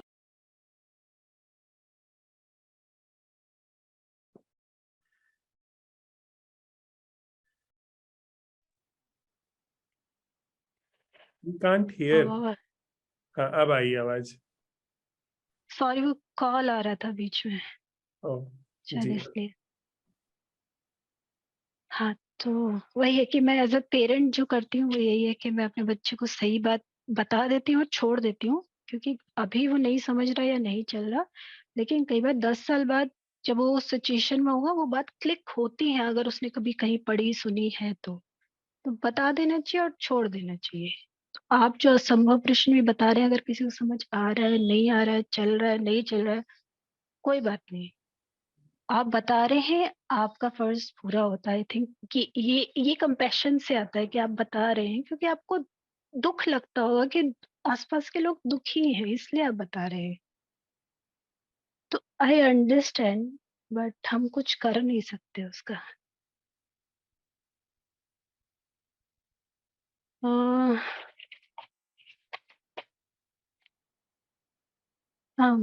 हो गया। इतना ही कहना था, थैंक यू। और मैं प्लीज और ज्ञान नहीं झाड़ रही हूँ, जस्ट मैं वनरेबल होके अपनी बात शेयर कर रही हूँ। उसको ऐसा ना समझे कि मैं इंटेलेक्चुअल बातें कर रही हूँ। आपका स्वागत है, आप शेयर कर सकती हैं और थोड़ा उस पर भी प्रकाश डालिए, असंभव प्रश्न पर, जिस पर हम लोग आज प्रयोग कर रहे हैं कि जब हम ये प्रश्न उठाते हैं कि वह जीना जी। क्या है जो कोणों से मुक्त है। मैंने उसको से समझा, मैं डायरेक्टली इस क्वेश्चन पे फोकस नहीं करती हूँ, क्योंकि मैं उसको ऐसा समझती हूँ कि वो क्वेश्चन आपको बीइंग में ले जाता है। वो मतलब हाँ, एग्जैक्टली मुझे एक चीज याद आई इसमें कि असंभव प्रश्न के साथ एक गड़बड़ हो रही है मेरे साथ, पता नहीं, बट मतलब हो रही है कुछ लोगों के साथ। कि जैसे जैसे ओशो कहते थे, अब मान लीजिए मैं ओशो के पास गई, तो वो मैं कोई परेशानी में हूँ और वो कहते हैं कि एनलाइटन हो जाओ, आपकी सारी प्रॉब्लम सॉल्व हो जाएंगी। और उसके लिए अच्छा, तो एनलाइटन होने के लिए क्या करना होगा, ये टेक्निक है, मेडिटेशन करो और एनलाइटन हो जाओ और बात सॉल्व हो जाएगी। तो लोग असंभव प्रश्न को भी उसी कैटेगरी में ले आए हैं कि मैं से मैं तो मिथ्या है, मैं से दूर जाना है, या वो एक दिन खो जाएगा, या उसको पूरा देख लेंगे। एक गोल बन गया है वो कि आज मैं यहाँ पे नहीं ठहर पा रहा हूँ, यानी कि आप फ्यूचर में गोल बना रहे हैं कि एक दिन मैं यहाँ पे ठहर जाऊंगा। एक गोल की तरह निर्मित हो गया और असंभव प्रश्न एक टेक्निक की तरह पकड़ लिया हमने कि ये टेक्निक है और हम प्रयास करते रहेंगे धीरे धीरे और हम एक दिन वहां तक पहुंच जाएंगे। आई थिंक ये पूरा रॉन्ग स्ट्रक्चर क्रिएट हो गया उसके आसपास। असंभव प्रश्न करता है कि आज अभी क्या दिक्कत है, मतलब आज इस मोमेंट में क्या रॉन्ग है। जब आप ये क्वेश्चन पूछते हो तो आप उस बीइंग पे आ जाते हो, एक साथ आपको जो जो रॉन्ग होता है वो जो कौन आप बोल रहे हो प्रकाशित हो जाते हैं। तो वो उस मोमेंट की बात है, उस टाइम की बात है। वो कोई ऐसा नहीं है कि कोई हम कोई टेक्निक नहीं लगा रहे हैं कि फ्यूचर में एक गोल मिल जाएगा फिर आज फिर सदा के लिए प्रॉब्लम सॉल्व हो जाने वाली है। थोड़ा सा ये है जी। आप ठीक कह रही हैं कि वो असंभव प्रश्न अभी और यही काम करने वाली बात है। वो कोई मंत्र जाप जैसा नहीं है जिससे धीरे धीरे कभी भविष्य में सिद्धि होगी। ये सब नकद बात है, नकद हम लोग काम कर रहे हैं। तो आज इसी प्रश्न के साथ रहते हैं उर्मिल जी। Thank you. उमेश जी। नमस्कार। नमस्ते सर। सर मत मुझे नहीं अच्छा जो है मौसम थोड़ा गर्म ही है यहाँ पर। मेरे सामने मच्छर जाली है, उसमें से बहुत सारी जो है रोशनियां जो है शहर की आ रही हैं और फटाकों की आवाज है, गाड़ियों के चलने की आवाज है और सिर में मुझे दर्द है। आज मैं दिन भर बाहर रहा घर से, थोड़ा सा मार्केट में बाजार में रहा और जिन लोगों के साथ में रहा बहुत वैचारिक भिन्नता भी रही, तो उसके कारण कई डिस्कशंस मतलब इनको लेके नहीं, वो निर्णयों को लेकर कुछ कामों के रहे, उसके कारण थोड़ा सिर में दर्द हुआ और मतलब वो जो ये प्रश्न था वो गायब हो गया कि मुझे ना दृष्टिकोण मतलब से वो कौन से मुक्त जीवन क्या है, ये प्रश्न जो है वो गायब ही हुआ उसके भार के कारण। और बाद में फिर याद आया कि आज तो मुझे प्रश्न के साथ में रहना था, यदि प्रश्न यदि होता तो ये स्थिति नहीं बनती मेरी, जो मुझे अनावश्यक थोड़ा सा प्रेशर में आना पड़ा। और यही आज का मेरा ऑब्जर्वेशन है। ठीक है उमेश जी, फिर आज रात में इस प्रश्न के साथ रहते हैं और कल थोड़ा इस प्रश्न में थोड़ा और आगे प्रवेश करेंगे। थैंक यू उमेश जी। दिलीप भाई।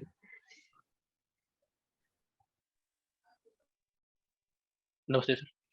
नमस्ते सर। सर जनवरी में मैंने ये ग्रुप ज्वाइन किया था और हमारा एक दोस्त अनिल है जो जिसको सच में बहुत प्यास है और उसकी ही खोज से हम लोग अरण्य तक पहुंच पाए।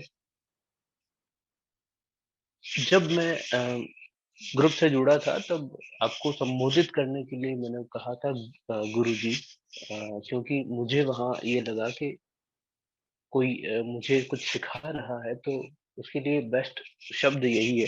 तो वहां आपने मुझे रोका था, चेताया था कि ये गुरु शब्द का इस्तेमाल ना करो। तब मेरे मन में खूब सारी चीजें आई, क्यों ना करूं। मुझे इस शब्द का पूरा अर्थ पता है कि कहाँ इसको इस्तेमाल करना चाहिए, तो क्यों नहीं किया जाए। वहां एक वैचारिक मतभेद सा आया, पर अब पता नहीं वहां क्या चीज काम करी सर के मैंने उस ज्ञान को, वो मेरे पर इतना ज्यादा हावी नहीं हुआ और मैंने सुनने को थोड़ी जगह दी। फिर धीरे धीरे समझ में आया कि आपने ये भी कहा कि गुरु शिष्य परंपरा अब तिथि बाय हो चुकी है। क्यों हुई? क्योंकि अब मानव मन ने इतनी प्रगति कर ली है कि वो इतना ज्यादा कुटिल हो गया, इतना ज्यादा तेज हो गया कि वो शब्द को उसके शाब्दिक अर्थ में लेना उसने छोड़ दिया है, या फिर उसकी महिमा में उसको इस्तेमाल करना छोड़ दिया है। अब कोई शब्द आया, उसकी एक इमेज बनी हुई, मैं गुरु के कंधे पे बैठा और गुरु ने ये बोला, हाँ सब जम गया, नहीं बोला तो फिर गुरु की काट। गुरु आज अच्छा मेरे विचार से वो अलग कुछ बोला तो फिर वो ना, ये गुरु तो नहीं है और मैं मुझे किसी और की तरफ जाना। तो वहां एक अंदर गहरी में ये बात बैठी कि हाँ अभी ये गुरु शब्द है, इसको बोलने से पहले इसकी पूरी महिमा को तो जाना जाए, ये क्या है। तो बिना उसके इस्तेमाल किए भी अगर आप किसी को पूरे हृदय से सुन रहे हैं तो वो काफी है, आपको वहां उस चीज का नाम देने की जरूरत नहीं है। फिर सर धीरे धीरे और आगे बढ़े, हम तीनों मित्र चर्चाओं में भी रहते थे कि किस तरह से ये चीज काम कर रही है। असंभव प्रश्न जैसा टर्म पहली बार सुना, हालांकि मैंने भी सुना है कई लोगों को पहले, पर मेरे साथ ये रहता सर मुझे कुछ याद नहीं रहता। और अब आकर मुझे ये लगता है कि जो मुझे बचपन में ये लगता था कि मुझे चीजें याद नहीं रहती, तो मैं एक, ये मेरे लिए बहुत गलत चीज है, क्योंकि याद क्यों नहीं रहती, लोगों को याद रहती है, लोग तीव्र बुद्धि वाले होते हैं। अब यहाँ आकर लगता है ये तो वरदान है कि मुझे याद नहीं रहता, क्योंकि याद नहीं रहा तो उसका कौन जो है बनते हैं, पर वो इतने हार्ड नहीं होते कि वो बस वही काम कर रहे हैं। असंभव प्रश्न सामने आया सर, वहां संवाद में ये व्हाट्सएप चैट में ये निकल कर आया कि उसका उत्तर आपको नहीं आएगा। शुरुआत में हमने खारिज कर दिया इस चीज को, अरे मुझे उत्तर नहीं आएगा तो फिर मैं क्यों कर रहा हूँ, कोई पागल ही होगा जो ये चीज करेगा। उत्तर नहीं, अरे मैं उत्तर लेने के लिए तो बैठा हूँ, मुझे जानना है कि ये जो मन में हलचल चलती है, जो सब कुछ जिंदगी में अव्यवस्था चल रही है, उसको मैं कैसे सेटल करूं। उत्तर आएगा तभी तो उसका कोई मतलब हुआ। पर बने रहे वहां धीरे धीरे, थोड़ा सा अब हृदय मैंने मेरा खोला है या फिर वो अपने आप खुला मुझे नहीं पता, पर वो अंदर चीज आई कि उत्तर आपको नहीं आएगा, इसका मतलब क्या है। आप अब तक, आप अभी बोल रहे हो, आप क्या हो, बचपन से आपको प्रोग्राम किया गया है। एक अवस्था होती है जब तक बच्चे की बुद्धि निर्मित नहीं होती या वो चीजों को कलेक्ट करने के काबिल नहीं होते, तब तक आसपास के लोग उस जो व्यवहार करते हैं उससे वो उठाता है। मैं अपने बच्चे में देखता हूँ, वो आईना है मेरे लिए, उसके जो व्यवहार हैं मुझे साफ दिखते हैं कि ये मेरा ही ये दर्पण है, मुझे दिखा रहा है कि हाँ आप ऐसे हो तो मैं ये कर रहा हूँ। फिर जब बुद्धि जगह लेने लगती है तब हम भी धीरे धीरे चीजें इकट्ठी करने लगते हैं और वैसे एक बढ़िया सा सॉफ्टवेयर तैयार हो जाता है। बढ़िया इन द सेंस, मतलब एक ऐसा सॉफ्टवेयर तैयार हो जाता है कि जिसके परे सोचना भी नामुमकिन होता है। और मेरा मित्र तरुण कई बार ये चीज कहता है कि अगर आप परेशान हो ना, आप उस परेशानी को एंजॉय कर रहे हो, आपको किसी ने रोका नहीं है कि आप वहां बैठे रहो, आप एंजॉय कर रहे हो। एक शब्द है सर, सेलेस्टिक प्लेजर, बहुत ऐसा शब्द है ये। जैसे आप व्यथित हैं, आप परेशान हैं, आपको लगा कि दुनिया भर जैसे मैं हूँ, मुझे लगता है अरे ऐसा कैसे हो गया ये, अरे वो प्लेजर है, वो नहीं समझ में आता था। पर जब से ये प्रयोग चल रहे हैं असंभव प्रश्न के साथ, अब वो दिखने लगा है, हाँ ये प्लेजर है। ये प्लेजर कैसे है, क्योंकि मेरा मैं तृप्त हो रहा है, उसको अंदर से खुशी मिल रही है कि अरे देखो मैं कितना अभागा हूँ। वो अभागापन भी खुशी देकर जा रहा है, पर उसमें छिन जीवन रहा है। असंभव प्रश्न के साथ ये रहा कि उत्तर मुझे नहीं आएगा, मतलब मैं तो खुद ही एक रोग हूँ, मुझे कैसे पता चलेगा कि स्वास्थ्य क्या है। मैं ज्यादा से ज्यादा ये जान सकता हूँ कि हाँ मैं एक रोग हूँ, इससे आगे स्वास्थ्य का जानना मेरे बस की बात नहीं है। असंभव प्रश्न उठता है, नीरज भाई ने जैसे बोला कि वो अपने किसी कलीग से संवाद कर रहे थे अष्टावक्र जी पर, और वहां उनके मन में एक मतभेद, अरे नहीं ये तो ऐसा नहीं है। असंभव प्रश्न सर मुझे लगता है यही काम करता है कि आपको दिखा देता है कि अरे ये आपकी उपस्थिति है यहाँ पर जिसकी जरूरत नहीं है, पर आपकी उपस्थिति संवाद को, दृष्टि को बाधित कर रही है। उसके बाद में क्या जागरण होता है वो होता है, मैं उसमें जानना चाहता हूँ, मैं मुझे उत्तर चाहिए कि क्या होता है। यह है अब अपना होना अभी जिस हाल में है वो पूरा दिखता है, ऐसा कुछ कहना चाहता था सर मैं। धन्यवाद। बहुत अच्छे से कहा सर आपने, थैंक यू वेरी मच। आभार। थोड़ी देर के लिए साथ में बैठते हैं, फिर सुरोमिता जी कुछ हमें सुना दें।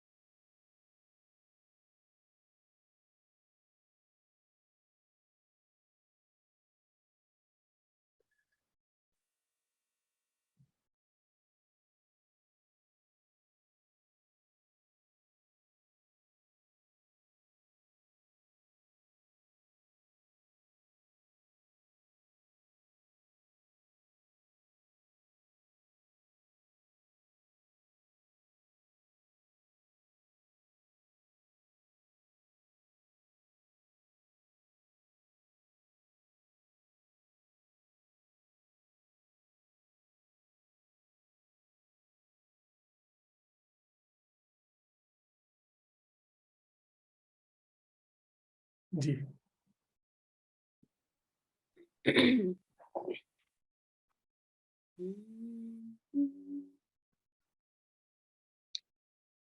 जननं सुखदं मरणं करुणं मिलनं मधुरं स्मरणं करुणं जननं सुखदं मरणं करुणं मिलनं मधुरं स्मरणं करुणम् कालवशादिह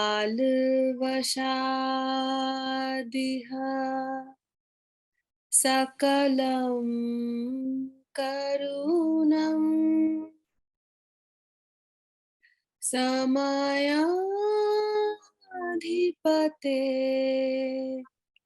अखिलं करुणम्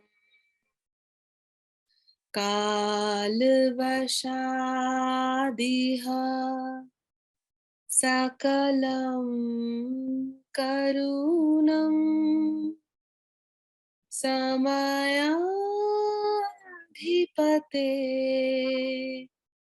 अखिलं करुणम्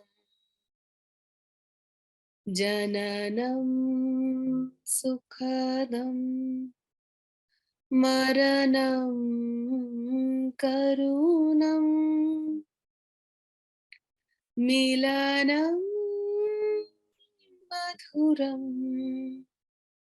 स्मरणं करुणम्।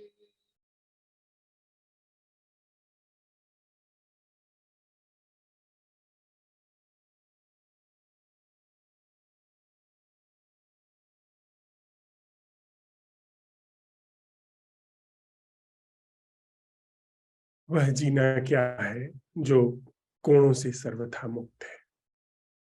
वह जीना क्या है जो कोणों से सर्वथा मुक्त है। वह जीना जो कोणों से सर्वथा मुक्त है।